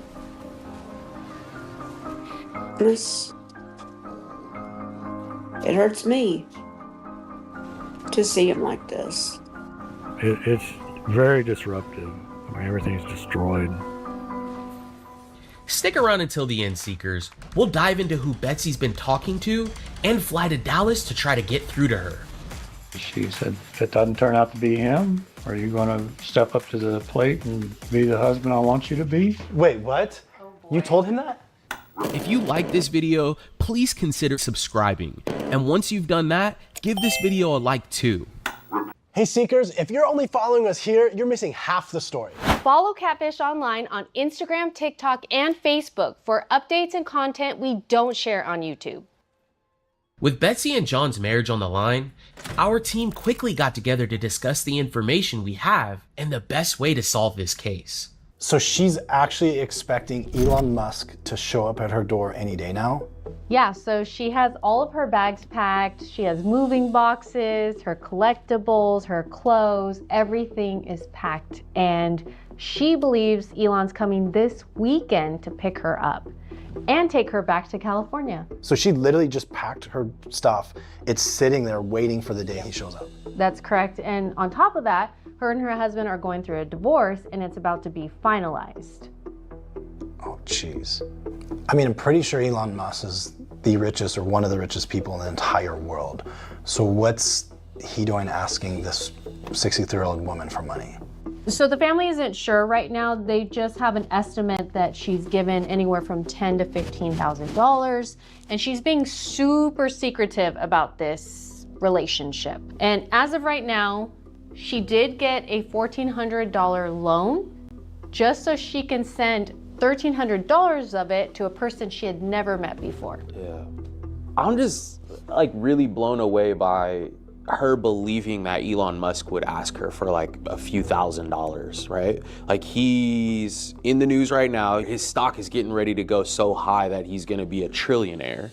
He makes $1 to $3 million every hour. That's like, insane. What are we doing here? What's going on? How do we help her out? Like these are obviously, when it comes to the celebrity cases, we gotta kind of roll up our sleeves and get a little creative with how we're gonna show the information to her and prove that it's not Elon Musk. Yeah, we definitely have to reveal that this is not Elon. And I mean, to top it off, her husband has been so patient and willing to go through all of this, and he's sitting on the side while about to be her ex-husband, right? Yeah, so he's sitting on the side while she's like, I want a divorce, going through the divorce, talking to this profile every day, all day, giving him money. But these are tough, like Drew said, like these are tough because unless the celebrity, this person comes out and says, you're not talking to me, a lot of times like they continue going down this like rabbit hole where they think they are.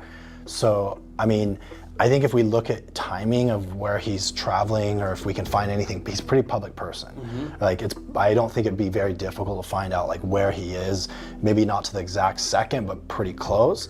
And then we could tee that up with maybe her chats with him and be like, okay, if he's here, how's he chatting with you and stuff like that.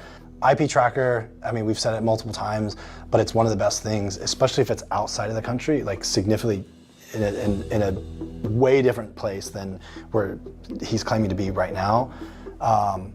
And then also there might be some news about him too, you know, maybe being in a relationship or something else that we could leverage.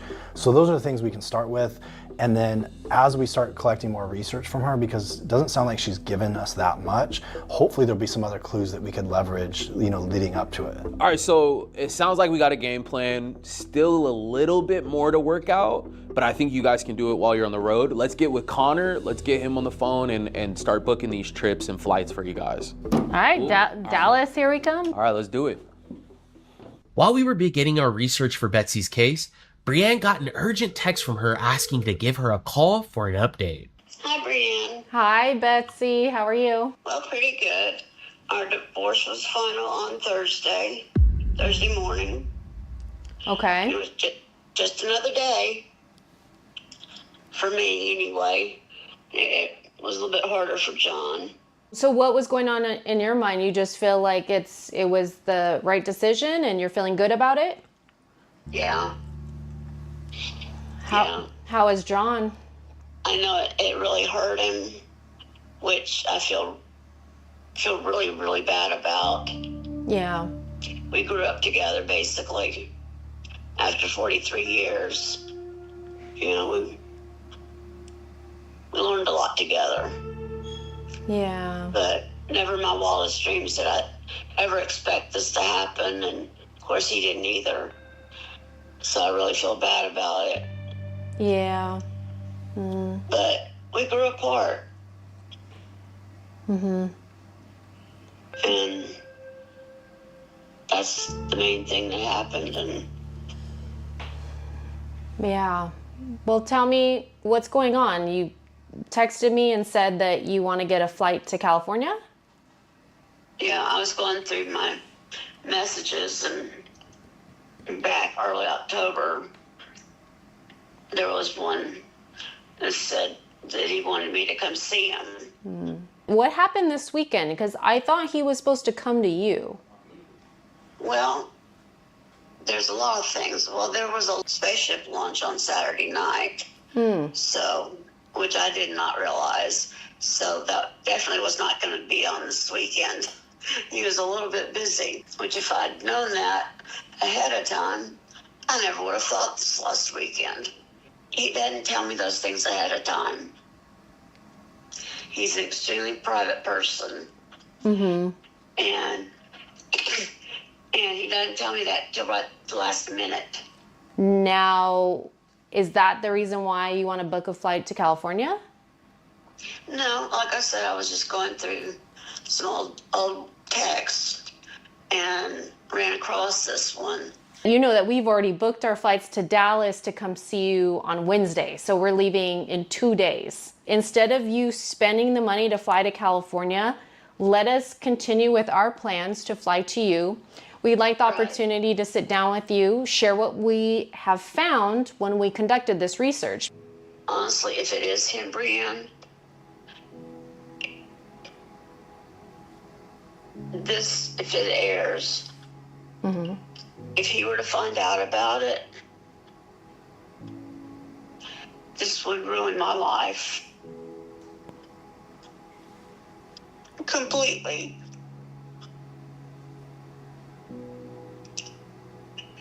Because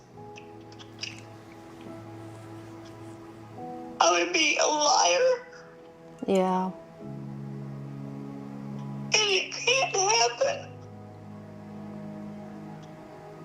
How about this? How about I make you a promise? And I don't do this with anyone. So I'm going to make you a promise. If he is really Elon, we will not put this video out. Thank you. You're welcome. But I'm terrified if it is, and it's on air. My life truly is over. Yeah. Because we are planning on getting married. Yeah. And if it ever got out that I participated in something like this, he would leave me, and my life would be over. Don't beat yourself up too much, Betsy, because there's a reason why we are here, right? Yes. We are here because this person that you're talking to has thrown up a lot of red flags that need to be validated. And if you are who you say you are, there should not be any reason to just meet somebody face to face. Okay. The next night, David, Brianne, and Connor flew straight to Dallas, hoping to get information from Betsy she may not be giving us over the phone.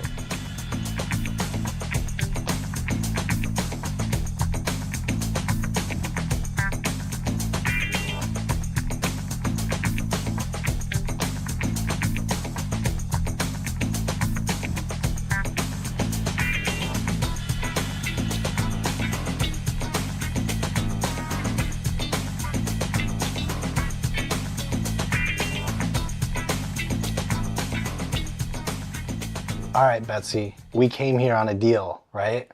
So you didn't want us to come here and do this because you were really worried that, you know, if the person you're talking to, Elon Musk, you know, one of the world's richest men, finds out about this, it will ruin things between you and him. So, I mean, there's one of two outcomes with this, right? He's either real, and we can verify 100% that he's real, or it's somebody pretending to be him for some reason. All the information that I have, honest to God, points to real. So why are we here? I guess one reason is to shut my son up, but I guess to put myself at ease. Is there anything that's happened throughout the relationship that you thought, okay, this doesn't make sense?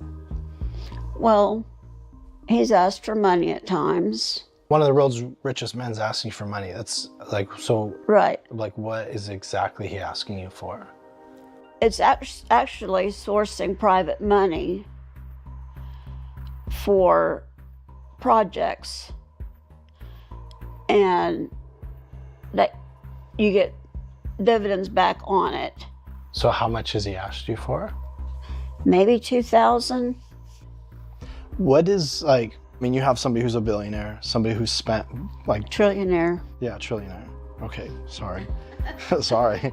Well. Somebody who's spent billions of dollars on X, Twitter, right? Was able to get that money, no problem.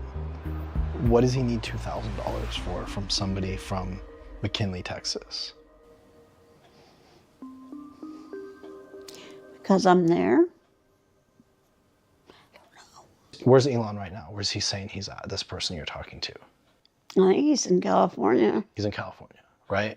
So what we want to start off with is an IP tracker. I would just be like, hey, I booked this flight and I'm headed over to see you. And here's the deal. If it's real, we'll book the flight for you and actually send you over. Okay, we'll handle that, the cost of it. So if we can just pick a flight and then we'll send the flight details. I don't know where he lives. Well, we say, hey, I'm coming to California. I can't not see you, not see you anymore. But ask her to coordinate a pickup from the airport. And maybe we make it for December. What do you think about that? No, I want to make it for now. For now? Yeah. Because I'm after him for that. But I believe you are Elon Musk, my husband, and I want to be with you, finally.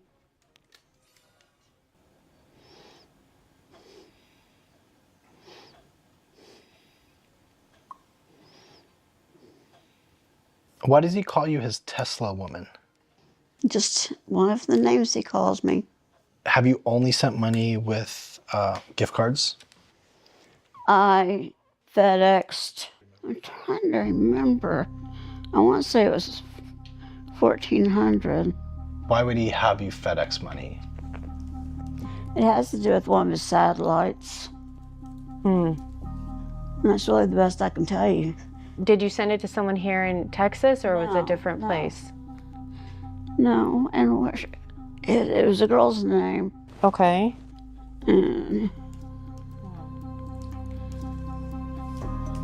Did you take a screenshot and send it to him? I'm looking for it. That's really important right there. Yeah. I see you have your logins here. Does he have access to your Apple ID? I don't think so. Okay. Yeah, I don't know what all he has access to anymore. Basically, he has everything on me that you can imagine. Oh. But you haven't talked to him or video chat with him? No, Brian. No, like, you can't ask me. Like, that's a real, like, question. She called you your son. I know what you did. Like, just don't punch me. But, like... She has a good right hook, though. I know, I'm worried. Look, like, it's a legit question, right? It's like, you've given this person everything, but you haven't even talked to this person, like, online. Yeah. That's a little scary. Because you're vulnerable. Well, we'll get to the bottom of it. The next step is let's try to log into the Cash App. We have the FedEx, which I think is a big clue, right? The IP tracker, wherever that hits, that will show us the location of this person. The thing is the images of Elon Musk. So we can't verify if that is stolen or not until we look into it. We'll come back tomorrow, and I'm telling you, in the next 24 hours or less, you will have all the answers you need. Okay. All right? Now that we were able to pull some information out of Betsy to research, the team was exhausted from traveling and called it a day. The next morning, we got straight to work. I think with Betsy, no matter what has been told to her by her family, she still keeps believing this is real. She has reasons, excuses why Elon didn't come and see her, why he needs money from her. I think we're gonna have to go above and beyond just to prove that this isn't what she thinks it is. I think so too. Like, it's gonna have to be like super concrete evidence. I think the Connie Imana is a really interesting lead because that person like received funds. So I end up finding Connie's Instagram account. Okay. And then attached to our Instagram account was this like Threads account. So I end up Googling the username. Okay. And then look what I saw. She's replying to Elon Musk's profile? Yes, 5/30 of 2025. Oh no. So a few other things that I found out about Connie, she's been part of all these like judgments and legal issues. And so I was looking up, like there are like lawsuits, there's litigation that has her name on it, which is really weird. I mean, she's 73 years old, but it looks like she might still be working. So I was able to find a Connie in Turlock, which is where the package was delivered. And she works as at the state of California. So there was a USPS tracking code. So I plugged in the tracking code. It was delivered on 9/13. So literally not too long ago, she just sent this money. It was almost 2 months ago. And we know that she's already done like cash advances, other things. Like Connie actually signed for this package. So we know for sure that Connie was the one who received it. But look, it's saying signed P. That's not Connie. Also, there's something else. I wanted to show you the IP tracker. So we have some results. Last night, after we sent it to Betsy, someone clicked on it 10 times. Whoa. Yeah. After our new findings, the team packed up right away. We had a small drive to Betsy's house from the hotel room. David, Connor, and Brienne still had a little more time to brainstorm how we were going to get her to realize she wasn't communicating with the real Elon Musk. Texas is beautiful. This is nice. Yo. Wait. What? I think I just found something. What is it? Okay. Wait, no fucking way. How far away are we from the house? 7 minutes. In 2 minutes, Elon Musk is going live for a Tesla shareholder meeting on YouTube. What the heck? There's 120,000 people waiting in the premiere right now for this live stream. So We'll wait in the premiere. I'm waiting. Holy shit. We'll go meet with her and then we'll turn it on while we're meeting with her. Exactly. That's a great idea. Maybe what we could do is we could have her send a text message, right, to Elon while we're watching him live, right? Oh, that's perfect. And if he responds back, there's no It's like it's obvious. easy proof. It's so obvious, right? His hand didn't go in his pocket. He didn't take out his phone and text. Wait, guys, I think I can track Elon Musk's actual location. What? How? What the hell is going on back there while I'm trying to drive? Okay, do you guys remember maybe a year or something ago, there was all these stories about this kid, basically he set up a Twitter profile and he was tracking Elon Musk's jet every time it would take off and land somewhere? I've never heard of this before. Okay, so there was a kid, his name is Jack Sweeney, he set up this whole Instagram or Twitter account. So it looks like right now it's not to the day, it's delayed 24 hours. Like right now it says he flew from San Jose, California to Austin, Texas. So that would put him in Austin, Texas. Isn't that where Tesla headquarters is? That's exactly where Tesla headquarters is. Whoa. Wow. And the shareholder meeting is starting right now.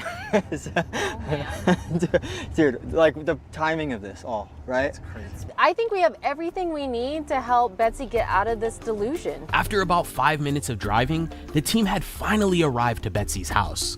Oh wait. After that car right there?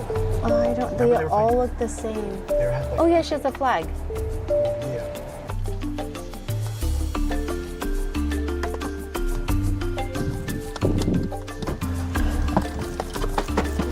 You got everything, Brandon?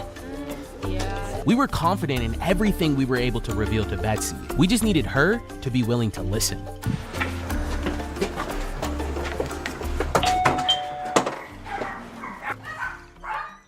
When we arrived, Betsy's husband, John, welcomed the team through the door.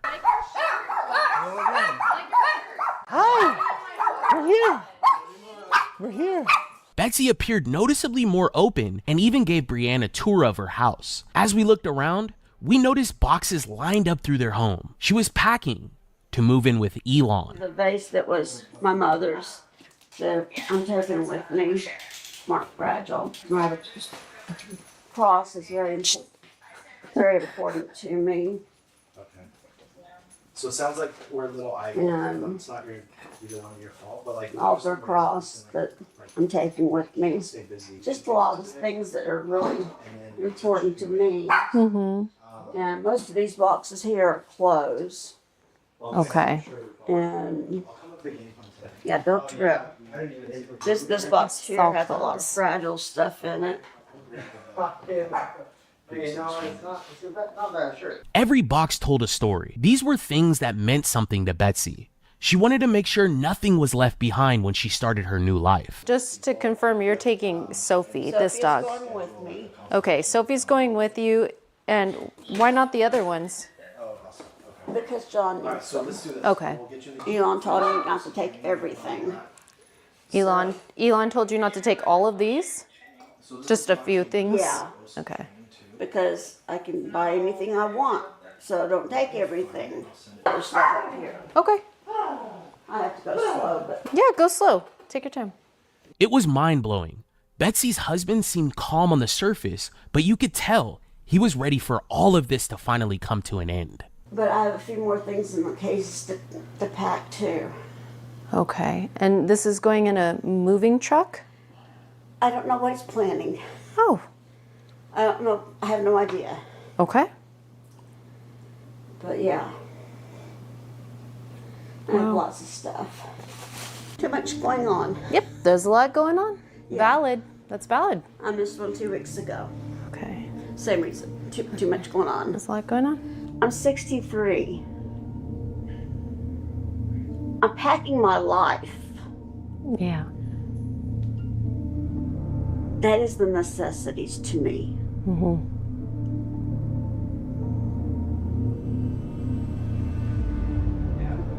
You can't just, I mean, I'm not coming back. Yeah. To this. Mm-hmm. So, it is necessity. Yeah. The house is to be sold per the decree.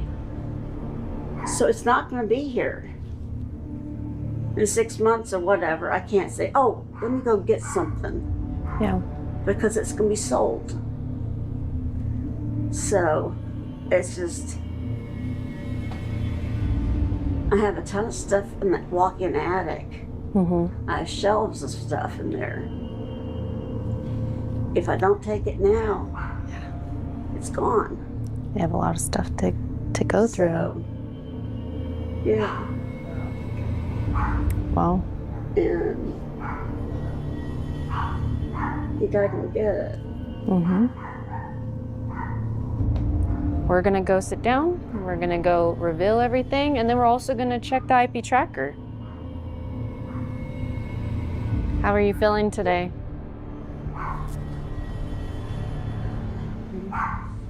I'm nervous. I've cried some. I'm gonna cry more. That's guaranteed. That's a promise. I'm a wreck. I've eaten nothing but junk.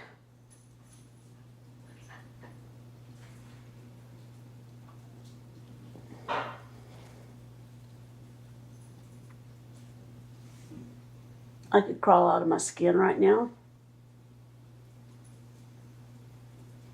If Probably the same stuff you've heard every time you've done this. It's always different from person to person, but you know, I mean, you're feeling what you're feeling, and I don't think we should make you wait much longer. I'm curious what the IP tracker has to say. I didn't think you touched it.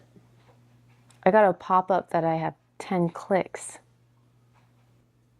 Well, I clicked it another time.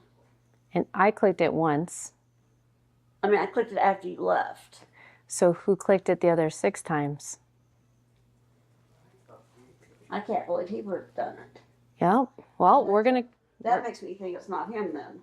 Why? Because I don't think he'd be stupid enough to do it. You saw what it looked like. I know. And you said you were going to fly. Right. So, I don't know. I mean, to me, the link looked really great. Yeah. Yeah. Yeah. I don't want to keep you hanging on the top of the stairs. No. And I don't want you to fall. No, I do not. I'm getting nervous. I usually have my cane when I go to the stairs. Take your time. Can you do me a favor? Can you send a message to Elon right now? Just. My phone's in there. Okay. Let's get your phone. Yeah. Let's send him a message right now. Wait, where's your phone? On the coffee table. Betsy was in deep. We needed to handle this ASAP. The team joined her in the living room, and it was time to reveal the truth about her relationship with Elon Musk.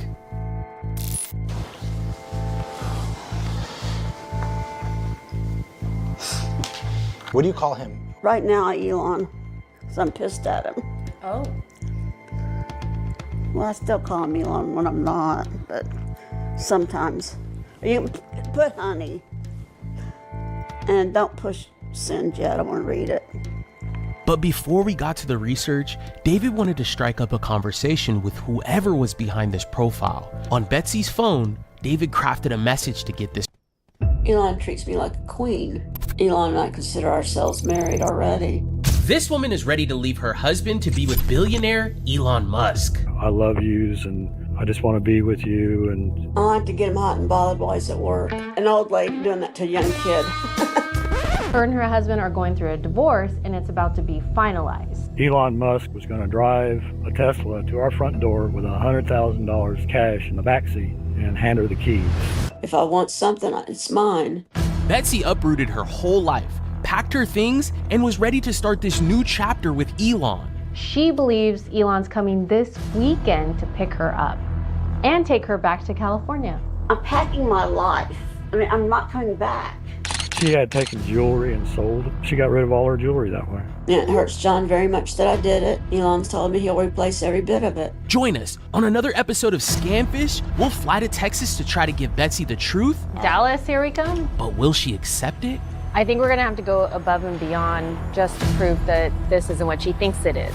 All the information that I have, honest to God, points to real. I'm telling you right now that you're not gonna like what you are gonna hear today. Don't forget to like, comment, and subscribe. Your engagement with our videos help us reach new audiences and can potentially stop other people from being scammed. All right, we're back.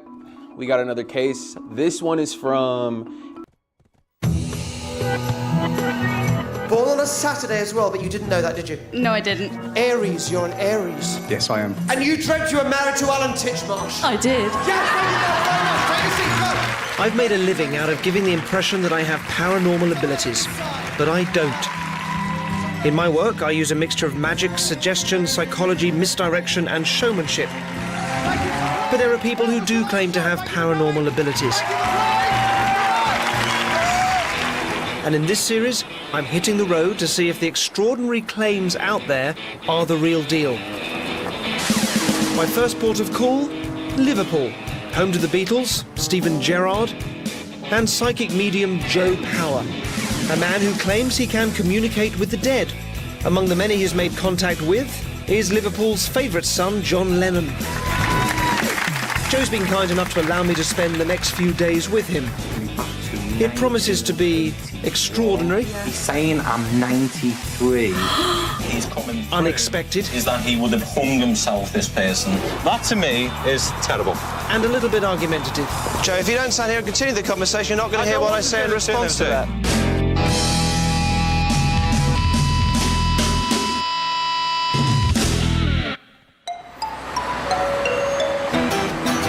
In today's Britain, anyone can be a medium. You don't need a license, you don't need any training.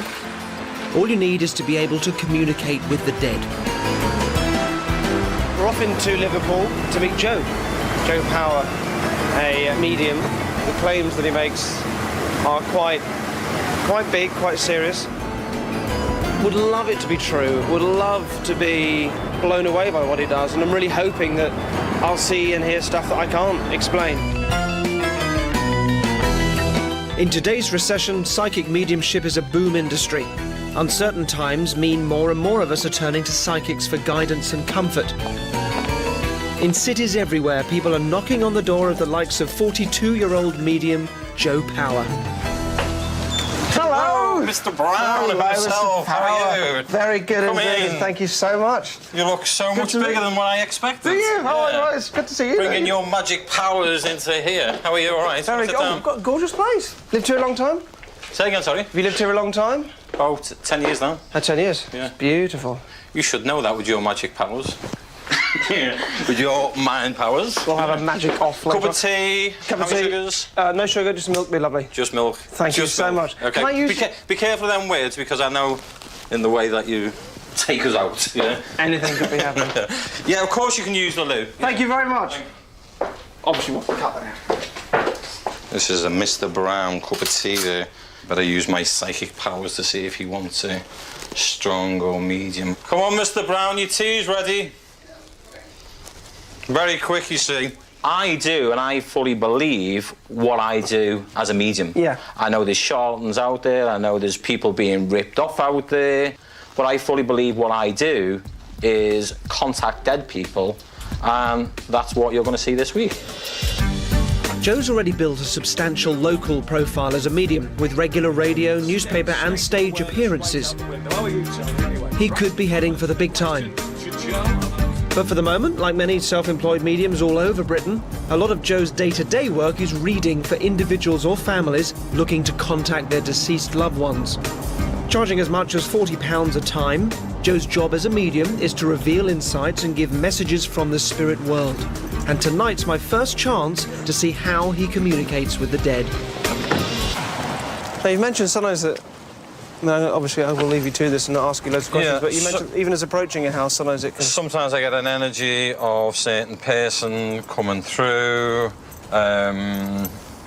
feeling straight away that I'm going to be connecting to some type of dad energy, that type of feeling, but I won't know until after you get in. Yeah. Hi, Joe Power for a reading. So Joe's manager put forward several suggestions of new clients who had contacted her. From them, we chose 46-year-old Vanda for Joe to give a reading to. Could I possibly use your loo very quickly? While Joe's in the loo, I want to make sure that Vanda hasn't inadvertently given away personal information already. These are my eldest daughters. So just so people know, you've written to Joe requesting a reading, but you haven't given any information about... Absolutely none whatsoever, because it would be completely pointless. OK, lovely. Right. Please sit down. You may get a number of people coming through. I don't know until I actually start, if that makes any sense. Yeah. Now, the first thing I picked up as soon as I got to your front door was a gentleman, but I feel it is a father-in-law in the spirit world. Would that be correct? Yeah. Yeah, OK. Absolutely. As soon as I got... Joe's certainly quick out of the psychic starting blocks, making an instant connection with the spirit world. Well, I don't know if he's making me aware of 7 kids or 7 children, but I'm aware of 7. Right. Okay. Yeah. 7 in what? Is that Children. you? Yeah. You've got 7 children? I've got 7 children. Okay, that's fine. Yeah. Yeah. Yeah. Okay, and he's Yeah. mentioned 2 young babies that went to the spirit world as well. Oh my God. Yes. Will that make sense? Yeah. Yeah. Okay, I'm Absolutely. just feeling that this gentleman actually coming through. Now, I must be aware is that I'm aware here of a mum coming through from the spirit world. Do you have your mother in the spirit world? Yes. Okay, I just feel like this lady needs to touch her. I feel like she needs to come through, and all I can hear is that she's shouting daughter. Okay, and she's telling me that she knows that you've been through a hard, emotional time, if that makes any sense to you. Yeah. Okay, this lady's a bit wacky. She's giving me pea and ham soup here. So I don't know if she'd like to have pea and ham soup, but this is the lady that's actually trying to actually come through. I'm not too quite sure with what she's saying here. I think she's taking me back to 1981. Yeah. I'm seeing Pope John Paul II. Oh my God. Pope John Paul II. Would that make sense absolutely. to you? Okay, could you tell me what that is? Because obviously... Yeah, we went to Crystal Palace to see the Pope. And my mother was so proud because she was thrilled to bits once this Polish Pope had been elected. Well, what is unusual? Hey everyone, remember my video from a few months ago about the big Antarctica trip to check for the 24-hour sun? Well, that trip did indeed take place with several flat earthers in attendance, and the aftermath has been complete chaos. Let me fill you in on what happened down there and what's been going on since then. Once again, the whole point of the trip was to document the 24-hour sun that flat earthers have said for years doesn't exist in the southern hemisphere. And it will surprise absolutely none of you that they saw exactly that. They were down there for 4 days and the sun was circling above them in the clear sky the entire time, just like anyone who isn't a complete moron knew was going to happen. This was first documented in a live stream mere hours after they arrived on site. Let's check out some highlights from that live stream to kick things off. And there you go, everyone. It's there's the sun in all of its glory right there over the Ellsworth Mountains. So here we go. Keep in mind, you can see everybody's cameras out, but the sun is exactly where the globe predicted it would be. Not only is it midnight here, but you are actually looking due south. So the sun is still up and it is to the south of us. There you go, flat earthers. Case closed. The sun is directly overhead at midnight, illuminating everything when you think it should be all the way on the other side of the pizza land, leaving them in total darkness. So you're wrong, and the earth isn't flat. Of course, all flat earthers watching the live stream immediately accepted defeat and abandoned their cult of delusions to become normal contributing members of society. The end. I'm just kidding. It's going to be a non-stop train wreck of reality denial and coping mechanisms for the rest of the video. But what about the flat earthers in attendance? What do they have to say? Let's start with Jaron. Sometimes you are wrong in life, and I thought that there was no 24-hour sun. In fact, I was pretty sure of it. But I respect Will Duffy for being a stand-up guy, at least in the way that he kept saying it was true. I kept saying it wasn't. He said, "Do you want to go? I'll take you." And he brought me here, and it's a fact. The sun does circle you in the south. So what does that mean? You guys are going to have to figure that out yourself. Don't listen to my beliefs or my opinion. It shouldn't matter to you. But at least you should be able to accept that the sun does exactly what these guys said as far as circles the southern continent. So that's about it. I realize that I'll be called a shill for just saying that. And you know what? If you're a shill for being honest, so be it. I honestly believe there was no 24-hour sun. I honestly now believe there is. That's it. If you want to call me a shill, so be it. They sure will, Jaron. They sure will. But more on that a bit later. Now it's Austin's turn. Yeah, so I mean, I was one of the people that said I definitely didn't think that there was a 24-hour sun. We obviously haven't actually seen the sun for 24 hours, but it is doing what they said it would do very clearly. And it is still dancing around high in the sky. So obviously we're documenting it. But yeah, you know, I said what I feel about this the whole time. Truth doesn't fear investigation. I think that we're truly trying to figure out the truth. Obviously, some people think that what we were told is the truth. I don't think that, but I do think that people need to be honest and humble and be like, whoa, you know, we were wrong. It's cute that Austin thinks flat earthers have the capacity for honesty, since he's not exactly famous for it himself. But while we're on the subject, are you guys really in Antarctica? Come on, get real. Isn't this Greenland or something? They did. They followed through with their word. We are in Antarctica. I can assure you, we tracked it with multiple compasses the entire way we were going south or just off of south for 4 consecutive hours from Punta Arenas. I can guarantee you that's where we were as well. So whatever, shill. Anything else? Well, this is pretty legendary stuff. No one's ever actually done this. We have multiple cameras. We have cameras documenting the camera. We have everything you could imagine. This has never been done. We're getting the sunspots. We're getting every different angle you can imagine. It's truly amazing. It's very cool. We're doing a lot of firsts. No, Austin, what you're doing is not new or remarkable at all. You are not a hero or a pioneer of any kind. You're just one of the only flat earthers who accepted a free trip to Antarctica, a place where humans have been doing research since the middle of the 19th century. Everything you are doing has been done countless times. Flat earthers just say it's all fake, which is why someone paid for you to go and see for yourself. Do you think the rest will keep pretending it's all fake, even though you're telling them it's real? I guess we'll find out, won't we?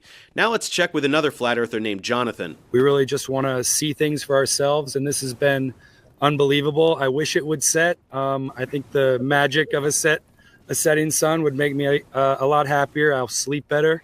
The mountains, you can't see any behind us, but the mountain here is I think we're probably a little further now, but it's 2 miles from our camp, and it looks like you could touch it. Just overall incredible. Cool beans, Jonathan. Anyway, this specific part of the live stream leads us to our first big conspiracy from the flat earthers watching at home. Jonathan has a patch of green, as well as other little bits of green on his jacket. This live stream is happening from Will Duffy's computer, and Will uses a green screen at home. That's how he gets his logo behind him for all of his videos and interviews.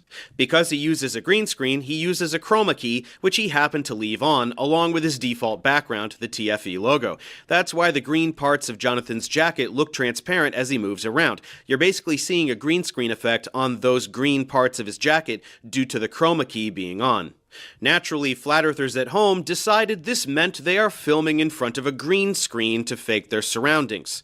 Of course, in reality, this actually proves they are not in front of a green screen, or what's happening on his jacket would be happening to the entire background. The chroma key takes out anything green.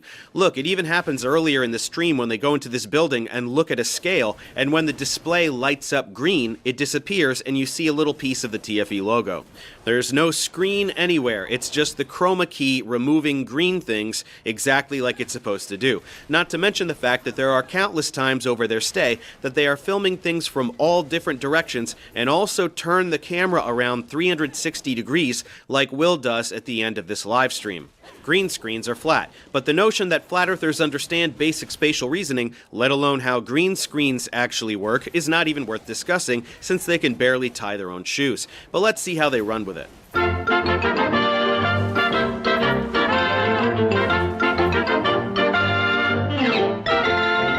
I'd like to invite Jonathan Morandi to come on.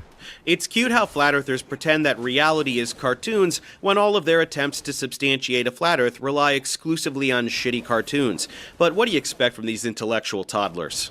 Hello from the South Pole. I should take this off. I can hear myself. This is an amazing experience. Thank you, Will. It's been really great to know everybody and meet everyone. Dave, who's been my roommate.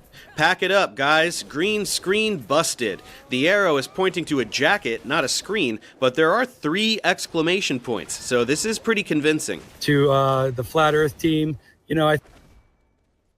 Yes, for a split second it says, screenshot at East Australia at. That's not even a sentence, but more importantly, it can't possibly mean anything. There is no area of Australia that looks like Antarctica, and if he is pretending that they are in a studio in front of a green screen, why the hell would they go to Australia to do that? Anyone else?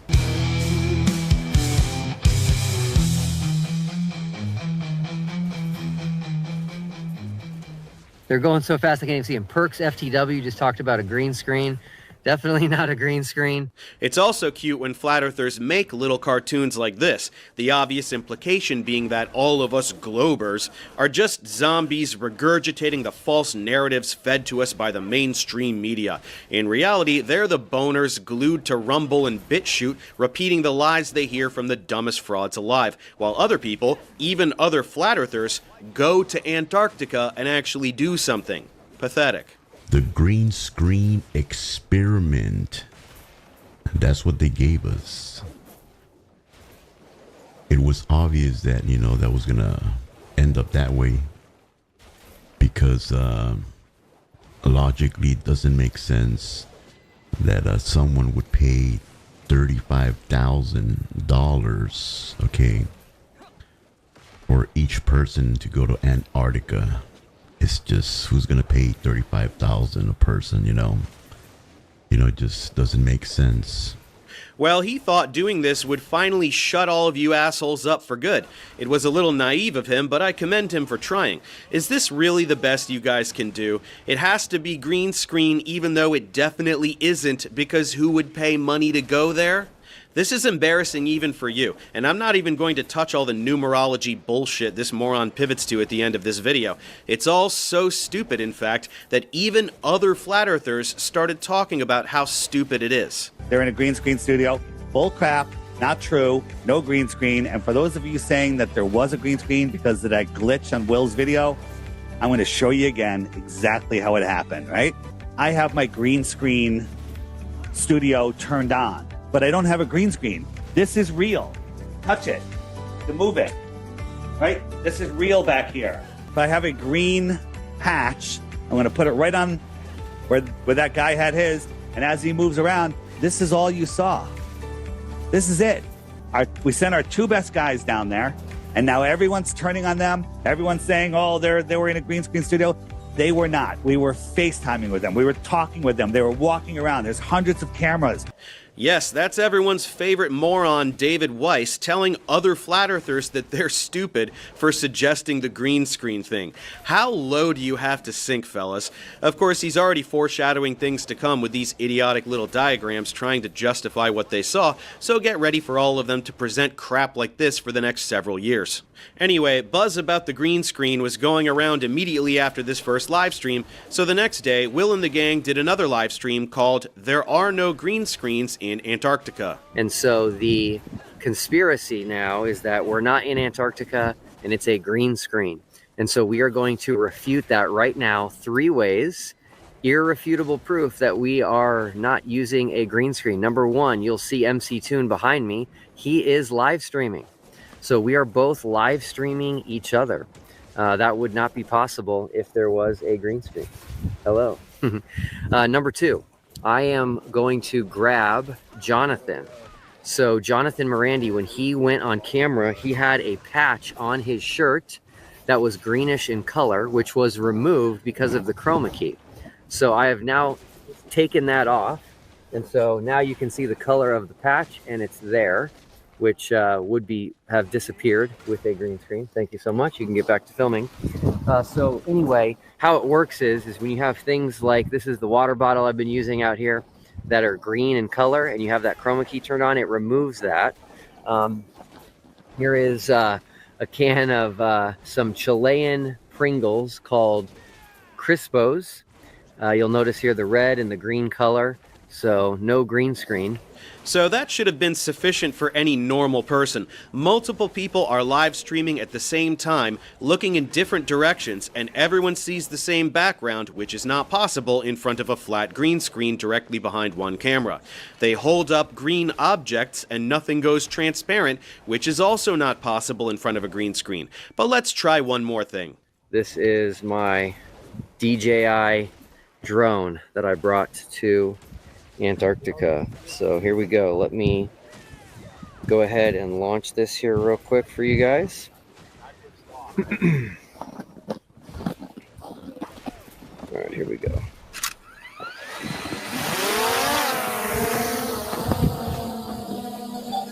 Home points updated.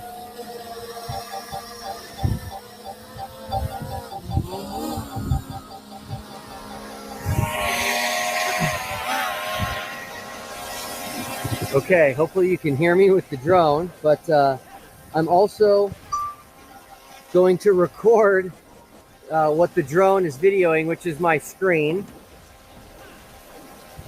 And I'm gonna go backward. So obviously, there was a green screen. This drone would not be able to fly backward toward MC Toon, who's also live streaming. And who's also filming the drone. All right, now I'm gonna come right back to us.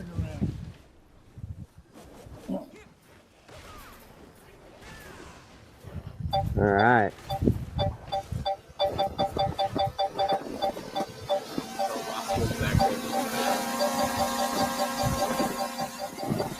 And back again. So there you go. You all watched the drone go really far back, so there's obviously no screen there.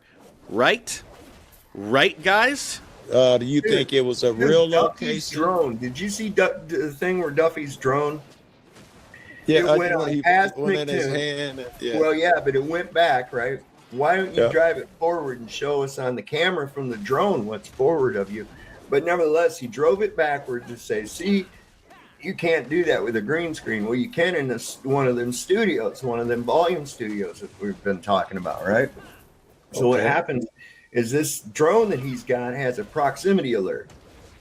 And when it gets within a range of an object that it could collide with, it beeps. And the closer it gets to it, it Right. beeps faster.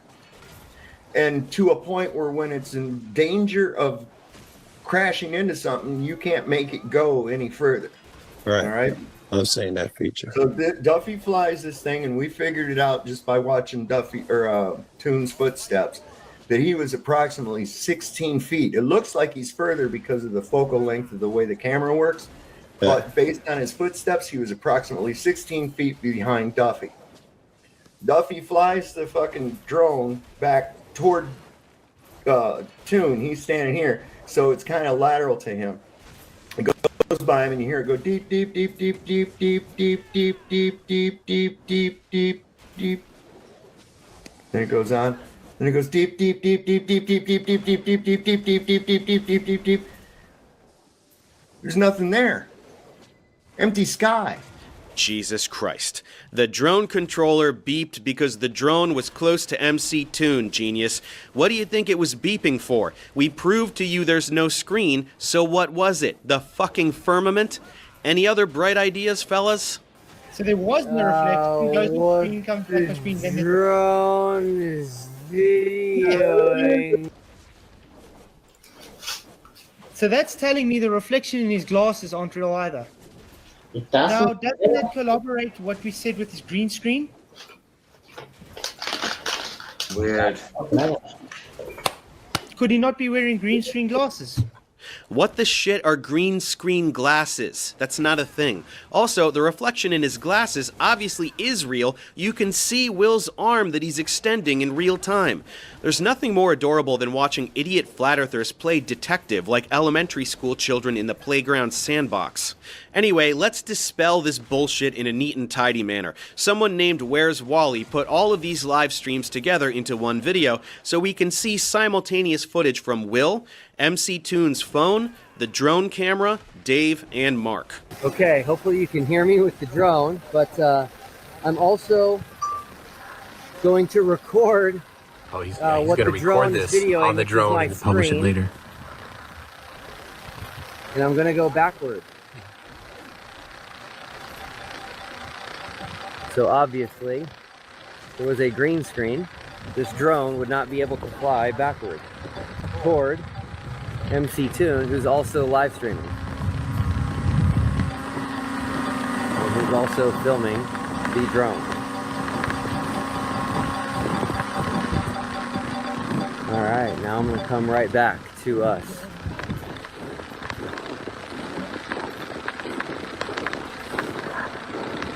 Alright. Look at that. Well, that should put this drone bullshit to rest. No, we clearly see what's happening from 5 different angles, including the drone camera itself. We clearly see the beeping occur as the drone approaches MC Toon, stop as it goes past him, and then start again as it passes him going back the other way. So we can all drop this green screen bullshit now, right? We are live from Crusaders of the Resistance headquarters.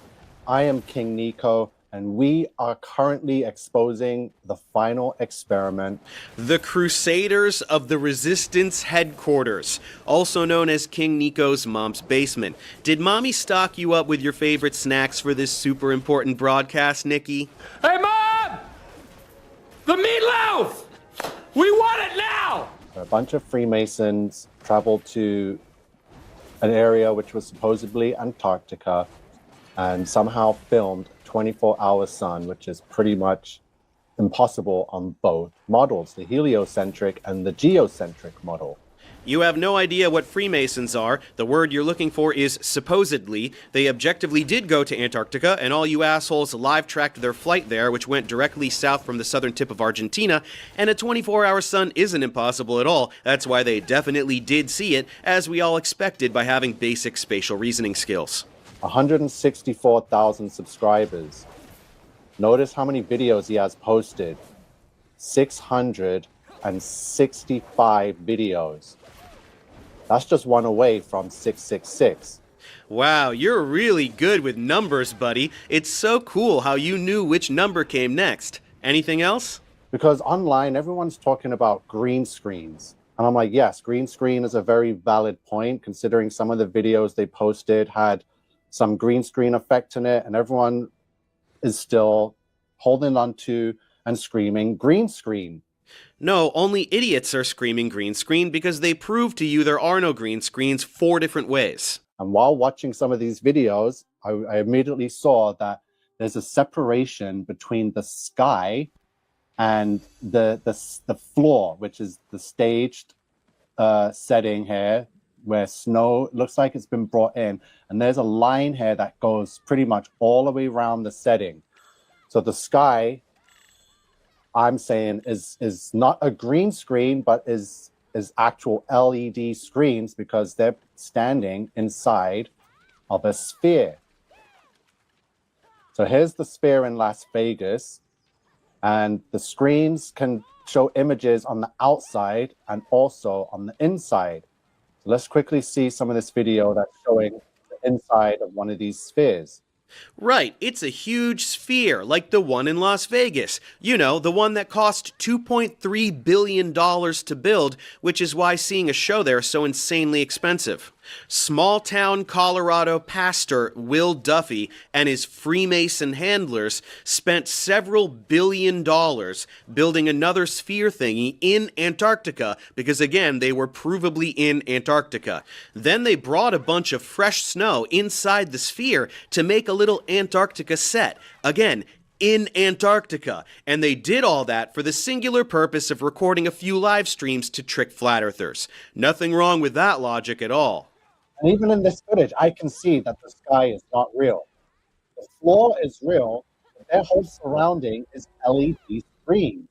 Based on what, dumbass? Wishful thinking? How should a real sky look? Exactly like this, since it's a real sky? Pathetic. Your own flat earth heroes, Jaron and Austin, are telling you what they're seeing. You don't care what they have to say all of a sudden? True Christians, as Jaronism has been an antichrist and a grifter and shill since day one of when he started pretending to be a flat earther. Thank you, True Christian. Yes, 0 flat earthers were involved with this. The TFE hoax. Every single one of them is fake and working for the NWO. Exactly my thoughts and everything you've said I agree with, so thank you. That's a fun little loophole you guys have going. Any flat earther who says anything you don't want to hear is not a real flat earther and never was. Convenient. Again, I'm not saying they were in Vegas. I'm just saying that there's a sphere in Vegas that pretty much shows the capabilities of the technology. And yes, they say it costs $2.3 billion, but come on now, they can put a price on anything and say it costs that much. just to make us think that it's impossible for us to recreate. Yeah, totally. They're lying about how much it costs to build something like that because reasons. In actuality, it costs about $1,200, and anyone can do it on their own with parts you can find around the house. Tune in next week for more building projects the government doesn't want you to know about. Surely no other flat earthers are dumb enough to run with this idiotic premise, right? Wrong. Neo-Nazi Eric Dubé ran with it and has been running with it ever since. The final experiment has finally happened. After half a year of hype, Will Duffy's band of globe defenders have performed